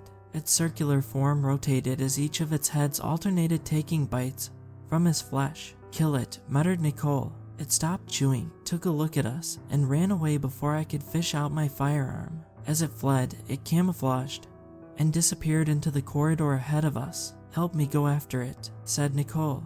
No, we have to focus on our goal, I said, which isn't revenge, but getting out of here with Isha and Mason as quickly as possible. If we do that, there's a chance we can get to a hospital and save you. Nicole reluctantly acquiesced. I picked up Mason's access card from Joe's backpack. As we hobbled through a long corridor, the flickering lights illuminated blood spatter and human bones. We arrived at a sign pointing to the left for medical and to the right for reproduction, so that's what it meant by med, rep. We went to the right. Joe and Cheyenne, mumbled Nicole. Her balance became increasingly worse as the sedative in her took on greater effect. It became exhausting to help her walk, but I refused to leave her behind. What the hell went wrong with your father? How could he do this to us? I remember when Mom died, I said. I was in the hospital waiting room with Dad and Mason several hours north of town, near where she'd been hurt, near here. In fact, I think Mason was 6 then. When the doctor told us there was nothing they could do, Dad gave Mason a few words of sympathy and ran off for a business call. Mason asked me all sorts of questions about life and death, and it took all my strength to stop myself from crying as I answered them. I was 11 and I had to take on a parent's responsibilities. After a while, I took Mason by the hand and led him outside to a little ice cream store down the street. That cheered him up a bit. When we got back to the hospital, Dad had already gone home. He'd forgotten about the two of us completely. Hell, said Nicole. Yeah, I said. He's always been a complete sociopath. I think he thinks that he loves Mason, but I know that he really doesn't. He only loves this place, and that's because it's built in his own image, said Nicole.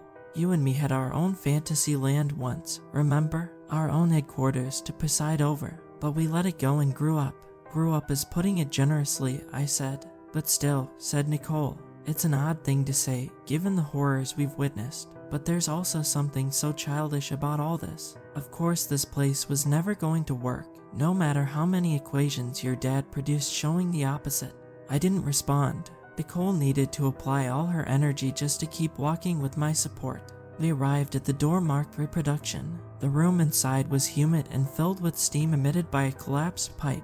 I realized we were standing in a scanning station like the one that had killed Cheyenne, but it had been torn apart such that many of the electronic components were out of place and shined their red beams onto the ceiling or the upper walls. A distorted recording of my dad's voice played on a damaged speaker system. It slowed and deepened his normally smooth voice. The sound cut off irregularly. Well, welcome to a lifetime of purpose and contribution. If you are hearing this, our scans have found you healthy, and you're fertile, which makes you an ideal candidate for controlled procreation. Your participation is mandatory, but do not worry. Our medical staff happily sedated throughout the process, and upon successful childbirth, you will. 2 hours of freedom in the Arboretum on B1, redeemable at any time approved by your doctor. Nicole reached her hand into my backpack and withdrew something heavy from it. Several options, impregnation, are available.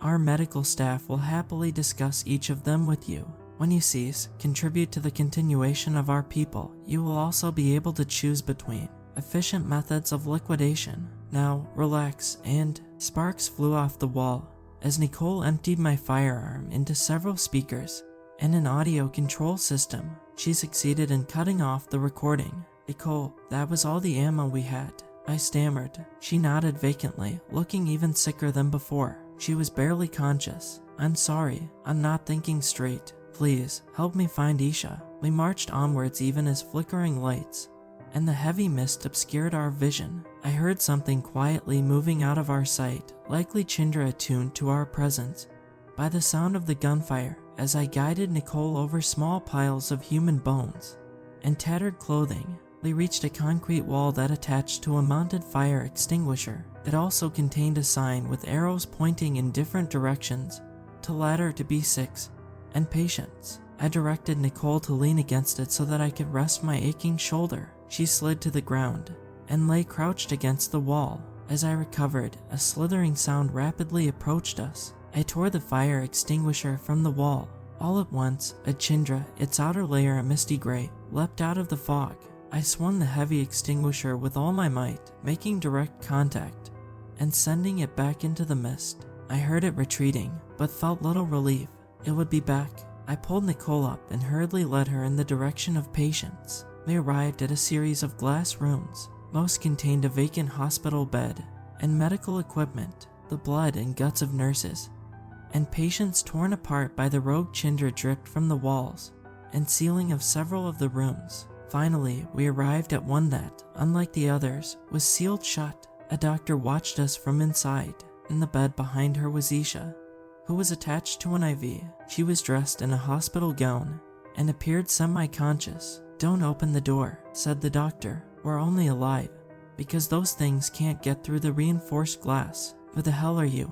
Are you the hunters sent to fight them?" She looked skeptically over our miserable selves. I needed to act. I let Nicole down against the wall and removed her knife from her backpack. Ignoring the doctor's pleadings, I hit a button that caused the glass door to slide open. "What are you doing, you idiot?" said the doctor. "You're going to get me and the patient killed." I charged and held the knife against the doctor's throat. "Has the operation begun on her?" I said. "Answer me, or I'll kill you." Isha looked at me blankly through half-open eyes. She started to make a half-smile, like she recognized me. Her arm wound was thoroughly bandaged. "No, it hasn't," said the doctor, glancing down at my blade. I realized that if I'd made the same threat before arriving at Abernathy City, my target wouldn't have believed that I'd go through with it. But now, this doctor correctly realized that I'd slice into her neck without hesitation if she didn't tell me what I wanted to know. I'd enjoy doing it, too, given what this doctor did here. She was scheduled for artificial insemination later today. "You should be grateful. We have treated her arm wound. It's practically as good as new. We're taking her away," I said. "Get her up and off whatever you've got running through her. And hurry." I maintained watch as the doctor slowly removed the IV from Isha and helped her to her feet. I needed to do a better job than I had with Georgia. Isha staggered forward with the doctor's help. Our composure started to return. She curiously felt her hospital gown and grew anxious as she soaked in her surroundings. "Robin, you came for me." She identified Nicole's collapsed form through the glass and stumbled out to her. Nicole remained conscious, but only barely. Isha cradled Nicole's head and gripped her hand as they whispered to each other. As they reunited, I had the doctor stuff Isha's clothes and other belongings from a drawer where they'd been left into my backpack. I quickly explained to Isha what she'd missed, as well as how quickly we needed to move if we wanted to have any chance at saving Nicole's life. I said to the doctor, "Can you, or the doctors in the medical wing, do anything to help Nicole?" But it was too late. While I was talking with Isha, the doctor had snuck into one of the other glass rooms we'd passed that still had an open door. She promptly sealed it shut. I frantically hit at the outer button to open it, but unlike before, the door remained closed. Before entering, I turned off the outside controls. She said, "You can override it if you can guess the 12-digit passcode. I'm staying here until this is over." And, to answer your questions, I could have helped her. In fact, I may have been her only chance. The rogue Chindra have likely annihilated the rest of the medical staff. I noticed that, contrary to my expectations, Isha had a vengeful smile. I looked inside the glass chamber and realized why. On the wall behind the doctor, the camouflage of a hidden Chindra started to change colors into its natural shade. Isha and I held Nicole between us as we exited the hallway of horrors, while the doctor's screams echoed behind us. We followed the sign to the hatch to B6, which I used Mason's card to open. Nicole had passed out by this point, though she was still breathing and maintained a steady pulse. "We'll have to carry her down," I told Isha. "I'll go first, and you can lower her to me." When I was halfway down, Isha frantically called for the knife, which I tossed up to her.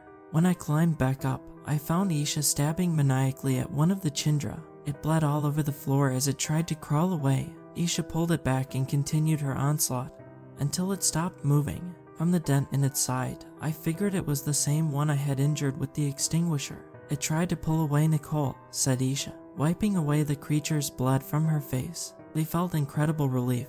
When the door to B5 sealed shut above us, the Chindra didn't seem to have made it down to B6. My iPad buzzed, and I quickly typed up this last summary in a tiny room that connects with the hatch while Isha changed back into her clothes. I explained to Isha an idea I'd had. We could find one of my dad's clone's bodies on B3, cut off its hand, and use it to open the hatch to escape.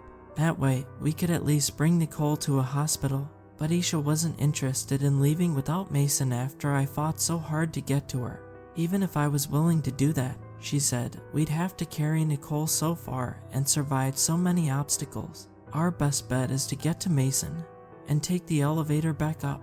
I was relieved at her decision. I want my brother back more than anything. This may be the final occasion that I write up one of these summaries. Have you been bluffing about the air system all along? Dad's primary clone. You don't seem to actually have much control over this facility, but still, I'll indulge you this one last time. I have no doubt that our next exchange will be in person. I've been here before. It was in this very hospital that my sister did her best to comfort me after our mother's car was found toppled off the hilly precipice. She was a safe driver. How could this have happened? Robin had asked my father. He'd shrugged. In the last few hours that I've spent waiting nervously for any update about Robin's condition, I have gone through my sister's iPad.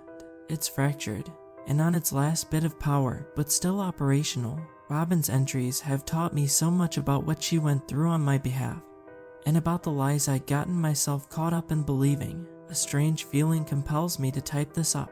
Robin wrote detailed descriptions that still need a conclusion. By writing this, I feel like I'm helping her complete something meaningful. It's not much, but it's enough to make me feel like I'm assisting her in some way, as the fight for her life takes place in another room outside of my control.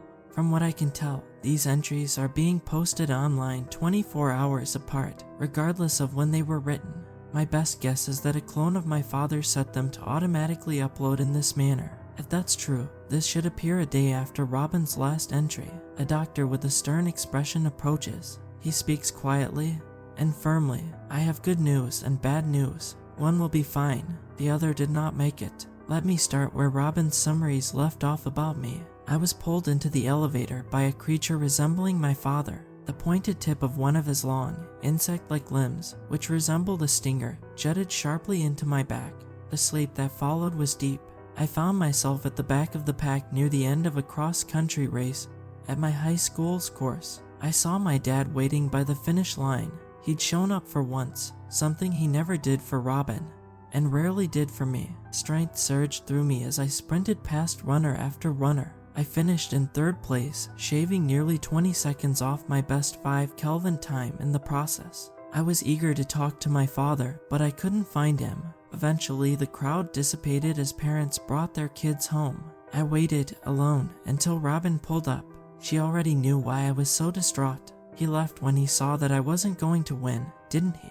I said, "I've told you time and again," said Robin. "The more you try to please him, the more he'll disappoint you. You did great, kiddo. Don't forget that, and don't waste your time seeking his approval." When I awoke, I found myself in a bed in a compact living quarter. I got up to find the room decorated with pictures. One included my father, me, and Robin. A few included my father and me. Most portrayed only him. The figure from the elevator entered wearing a long black coat. "Welcome," he said. "I'm so glad you have awoken." The doctors from B5 had assured me that such a small dosage of the sedative I had pumped into you would wear off quickly, though it might have some effect on your short-term memory. More than anything, I'm just happy that we are together again after so long apart. I had many questions, and he provided many answers. He said things I at first assumed were the delusions of a crazy person, but that I have since found evidence to support. He was not my real father, but a modified clone of him. My father had found hive-like alien life called the Chindra buried beneath the surface, and this clone had undergone an operation to combine himself with their queen. It helps me control the regular Chindra as they perform minor maintenance tasks in dangerous areas, he'd explained. The queen's insect-like appendages, which remained a part of their combined body, could insert a sedating chemical into an enemy. He was wearing an outfit to cover the appendages so as not to frighten me. He could control all the Chindra aside from a few rogues, who acted independently, such as the one who'd wreaked havoc on the lobby staff. We were at the bottom level of a facility he'd built as a Doomsday shelter. He walked me through an array of computer monitors and controls. These control the nearby hydroelectric power system, which draws facility power from a subterranean water flow, he said, motioning to several dials. "And these determine the temperature in each room," he said, directing me to several others. "You still haven't addressed why you kidnapped me," I said. "You pulled me violently into the elevator and sedated me. That's an odd way to reunite with someone you claim to be happy to see again." He directed me to a video monitor system. "Here's the footage of what happened." I watched as my form pressed the elevator button. Behind me, the camouflaged Chinder from the lobby silently snuck up. The door opened, revealing the man I was speaking with, who pulled me inside just as the creature pounced. When I violently tried to resist, he stunned me. As you can see, I only acted to protect you. I wasn't about to believe that my dad, or whatever this thing was, had the means to alter footage. But it was still possible that what he showed me was accurate. What about Robin and the rest of her friends? I asked. Are they safe?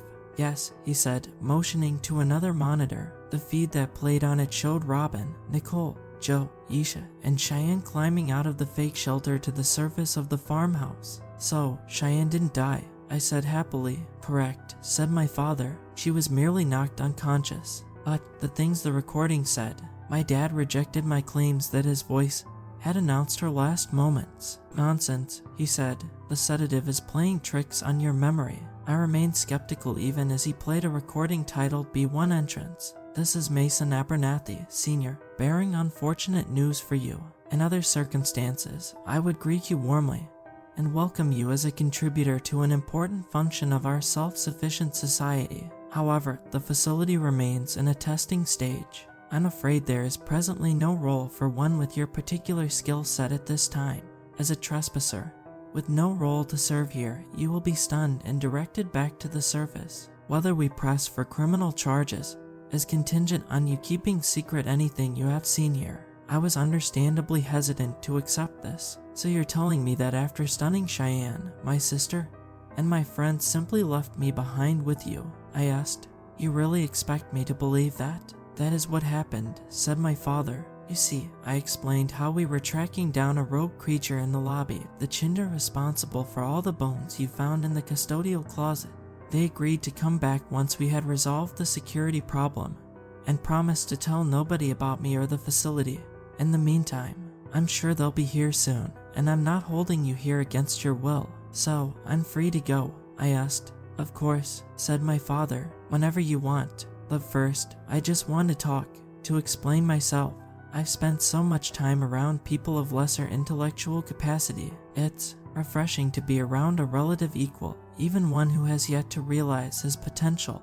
Will you let me do this, or do you prefer to leave now? I agreed to hear him out. I still had so many questions. He took me next to a cold, sterile room where he removed a cover. Underneath, another body of my father, this one with several long flesh wounds, stood upright within a glass container filled with a faint green mist. This is the original, he said. I was constructed using data stored from an experimental scanning procedure he underwent about a year ago. There are other clones in this facility as well as one outside of it. They all derive from me. So, this is my real dad, who died in the helicopter accident? I asked. He shook his head. He never quite died. This body was brought here straight from the accident, where it has remained in a form of stasis ever since. His brain should be sufficiently intact for his consciousness to be transferred into another body. You're going to make another copy of my father, but this one with his mind, as it existed at the time of his death. I said. Something like that, said the clone. To him, his life will simply continue where it left off.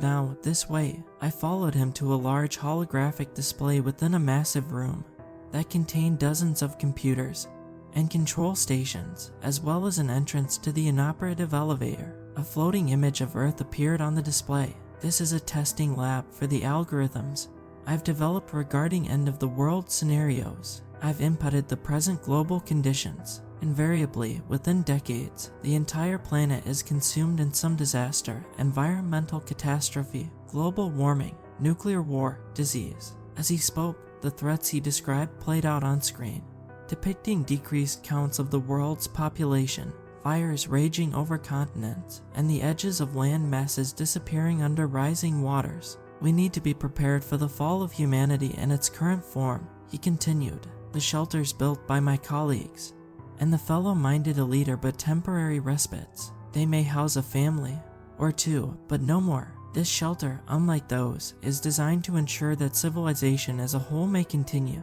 and that the next civilization lacks the flaws that caused the previous one to crumble. You may be skeptical, he said, and I do admit that some people have died as I have ironed out inefficiencies in this facility's design. But did you know that only 12% of the original colonists at Jamestown survived its first 5 years? Great progress follows great sacrifice. I always thought you were more like me than your mother and your sister. You have my ability to not let short-term costs blind you to long-term benefits. He sat down with me and showed me equations, statistics, and maps, as had been my tendency my whole life. My many rational concerns about the man I was speaking with faded under the weight of my desire to gain the approval of the only father figure I'd ever had, one whom I, until recently, had given up hope of ever even seeing again. At first, the material overwhelmed me, but my brain began to link together the numbers and terms he threw at me such that I started to know the point he was about to make before he even made it. Periodically, he left the room to make what he called regular updates over the intercom before returning and continuing to guide me through a thick stack of books and pamphlets. He showed me other locations around the planet where he hoped to build facilities similar to this one. A sense of discovery thrilled me. What once seemed complex now seemed simple. The path my father showed me was a path towards efficiency. It would take sacrifice and hard work, but in 100 years' time, it could pay off.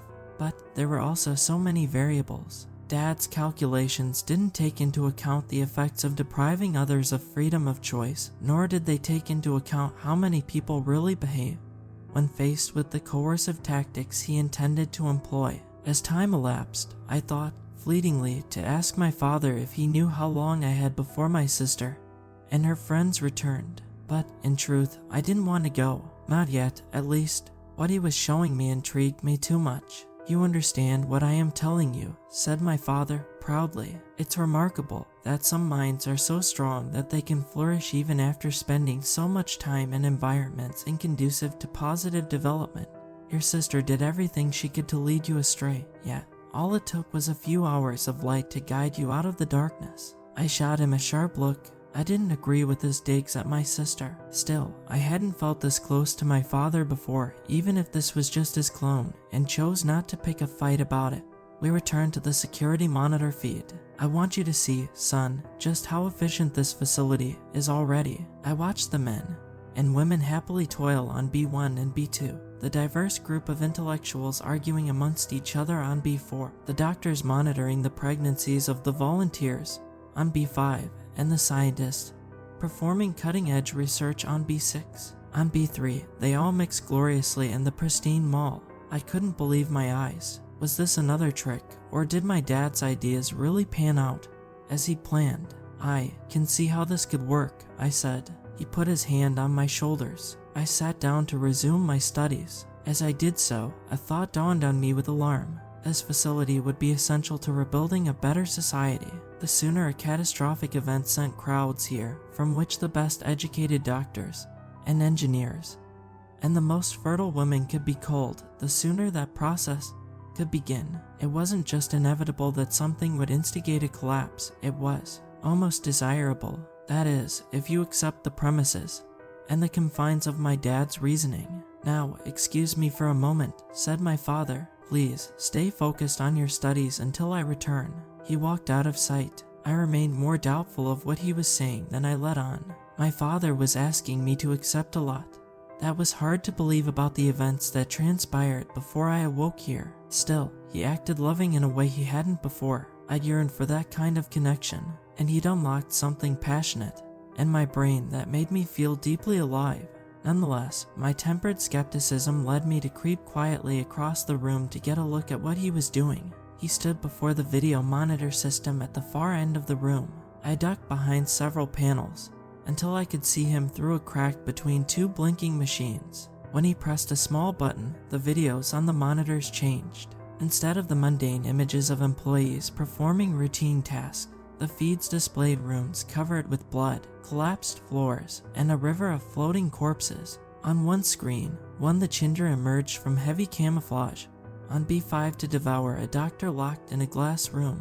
Her arm detached, followed by her head. Blood spewed into the air and blocked the camera feed. My father pressed a button, and the footage returned to what it was before, ideal images of harmony and efficiency. I whirled around, returned to my desk, and refocused on my books. I had no doubt my father hadn't wanted me to see what I just witnessed. Were the monitors my father showed me earlier an illusion, something staged, or digitally altered for my own benefit? Was my sister still here and in danger, or was I the one in danger and my father just didn't want to worry me? I didn't bring anything up when my father returned, as I didn't want to let on that I disobeyed him and seen something I shouldn't have.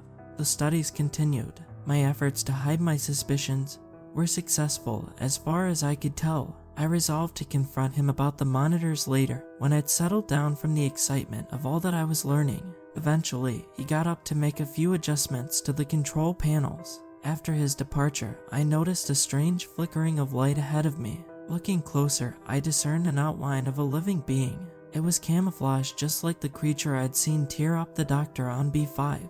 I grabbed a sharp letter opener from the desk to provide myself some defense from danger. A figure moved quietly across the control room. It stopped before the elevator control system, where it flipped a switch that caused the words operational and lobby motor active to display on a monitor. The barely visible figure then turned towards me. Was it about to attack? "What are you looking at?" asked my dad, having detected my concern. I didn't know what to say. It seemed like one of the rogue Chindra, which posed incredible danger. But why would it turn on the elevator switch? "I'm not sure," I said, pointing at the shape. "There's something here." My dad threw off his coat and swung one of his appendages through the air. It rushed past me as it unfolded, and its sharp end lodged into the form.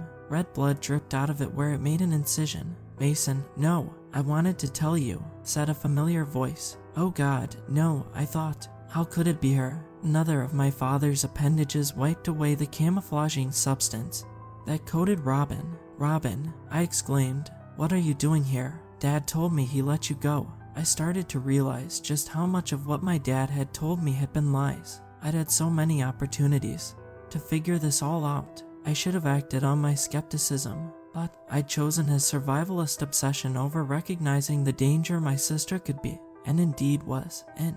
It had been so obvious, all the contrivances, all the conveniences. How could I have been so blind? Was I destined to be just as delusional as him? "I'm here for you, Mason," said Robin. She was in incredible pain, and my dad kept her frozen in place. She was sweaty and dirty and had bandages wrapped around her ear. "We need to leave, now. Don't believe a word she tells you," said my father. I begged him to let her go, but he ignored me. "Mason," pleaded Robin, "you need to help me, please." She looked sickly and weak. "No, he doesn't," said my dad, again ignoring me. "He understands now." "Dad, stop that," I yelled. "She's your daughter. What are you doing?" "Mason, on B6, I saw technicians finishing a procedure to replace your consciousness with our real dad's," said Robin between gasps. "This clown is going to kill you just like he's going to kill me." "Kill you?" I said. I turned to my dad. "Dad, what are you doing?" "Mason," said Robin, "you have no idea what he's capable of doing. He's poisoning me." "Nonsense," said my dad. "I'm merely inserting a mild sedative to calm her down. Your sister has always been a bad influence on you. Don't listen to her now." "How long have you been lying to me, Dad?" I asked. Robin, meanwhile, looked weaker and weaker. "Mason, you have no idea what's at stake here," gasped Robin. "On B6, Dad's scientists are manufacturing catastrophes that will cause the end times he wants. Diseases, computer viruses." She lost the ability to speak as agonizing pain appeared to pass through her. "More lies," said my father, but I knew that Robin was telling the truth. What she described was the inevitable conclusion of the reasoning my father had presented to me. "Dad," I called. "Stop, now." What had I become? I'd spent my life looking up to my sister. She'd given me unwavering love and guidance, and now I was hesitating to act as she lay dying before me. My father had abandoned me again and lied to me from the start. I resolved at that moment to do everything I could to do what Robin would want me to do. I used the letter opener to slash at the appendage that was stuck in my sister. My dad yelled and pulled it back. Robin fell to the ground. I dived as another extended limb shot over me. Using a wide computer system for cover, I crawled quickly to the hydroelectric control panel and moved a dial marked pressure from where it sat at 2 to its maximum setting at 10. "What are you doing?" called my dad as the facility rumbled. He ran towards me. I calculated correctly. My dad would prioritize attempting to reverse what I had done over stopping my escape.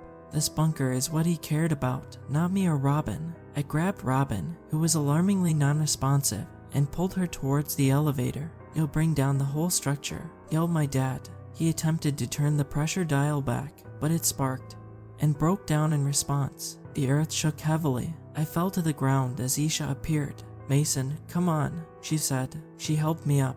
I later learned that they'd only found enough of the substance on B5 to coat Robin, so Isha had stayed with Nicole by the hatch from B6 while Robin activated the elevator. We dragged Robin between us as we stumbled to the open elevator door, where Robin had already deposited the unconscious Nicole. The doors closed, and the elevator began rising. Out of the glass wall, I saw the primary clone kneeling before my real dad's body in stasis, as if asking for forgiveness for failing him. Water began to leak through the walls around him, which steadily broke apart. His voice rang out into the elevator, his words barely discernible amidst the thundering noise around him. "You're probably wondering why I lied to you, son. I could have simply kept you unconscious until the procedure to transfer your father's consciousness into you was ready. It's because I wanted to show you what I devoted my life to, the ideals that I tried so hard to realize. When you saw simulated images of the facility functioning as intended, it was like I was looking at myself realizing my life's dream, a dream that escaped me. I took shortcuts. I miscalculated human behavior. I made sacrifices that didn't pay off as reality distorted my vision. I suppose I've known, on some level, for a while that this project was doomed to failure, even as I boasted about its success. I just haven't had the strength to admit it to myself.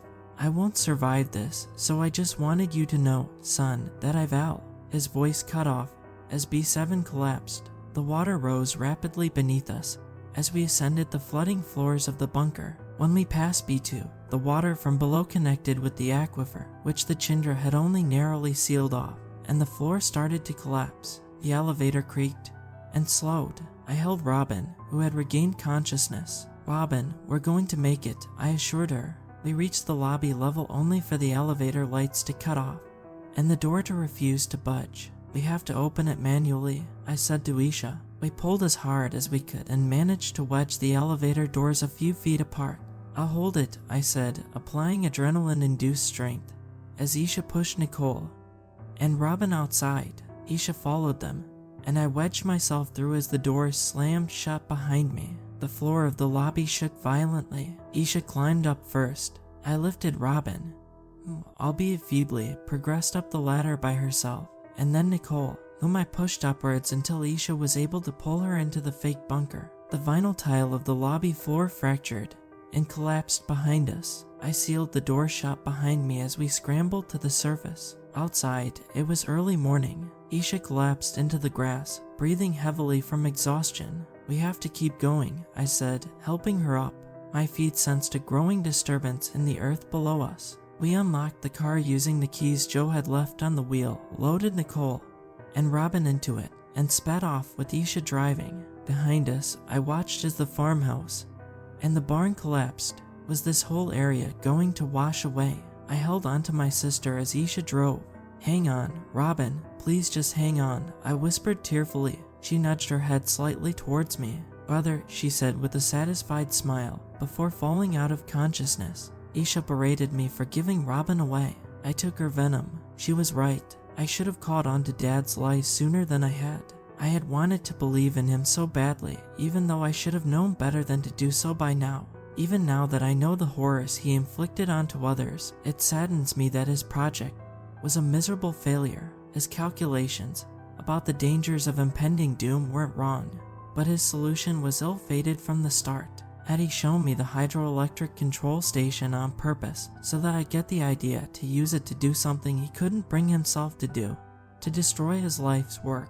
We passed empty stores and empty houses until we arrived at the hospital, where Nicole and Robin were rushed to the emergency room.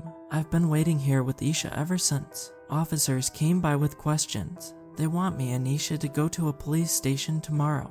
I don't know what we'll tell them or what we'll tell Joe's and Cheyenne's relatives. For now, only my sister's well-being matters to me. The doctor has explained what she meant when she told us that only one of them will make it, but I chose not to listen. I don't want harm to befall Nicole, but I also want my sister back. I think about all that Robin has done on my behalf. I wonder what will become of me without someone like her guiding me. Will I turn out like... No way, I won't ever be like him, right? Isha rushes into the hospital room, where Nicole greets her with open arms. They laugh and smile. I step out. Doctors hand me paperwork. I fill it out. The cause of death is listed as poisoning. Are they going to think that I killed my sister? But then again, would they even be wrong? Isha finds me and takes me to Nicole. Nicole's emotional state is much more complex now. Her knowledge of what happened to Robin, Joe, and Cheyenne tempers her joy at finding Isha, me, and herself in good health. Does she blame me for Robin's death like I blame myself? Nicole runs her hand through my hair and smiles. It makes me so happy to see you again, she says. What happened to Robin isn't your fault. You didn't know she was coming for you. You didn't know how depraved your father really was. I didn't mean what I said earlier. You're not going to be alone, says Isha. We'll be here for you. I grow red from a mix of strong emotions. Excuse me for a minute. I need some air. There's a police officer pacing in the hallway. I slip past him. It's raining outside. I decide to walk over to the ice cream store Robin brought me to the first of now 3 times, when I mourn the loss of a family member. Only, when I arrive, I find nothing more than a derelict building with a sign marked closed, out of business. I take a seat at the empty table outside its shattered front door, and look over the bright graffiti on the wooden boards that cover where its windows once were.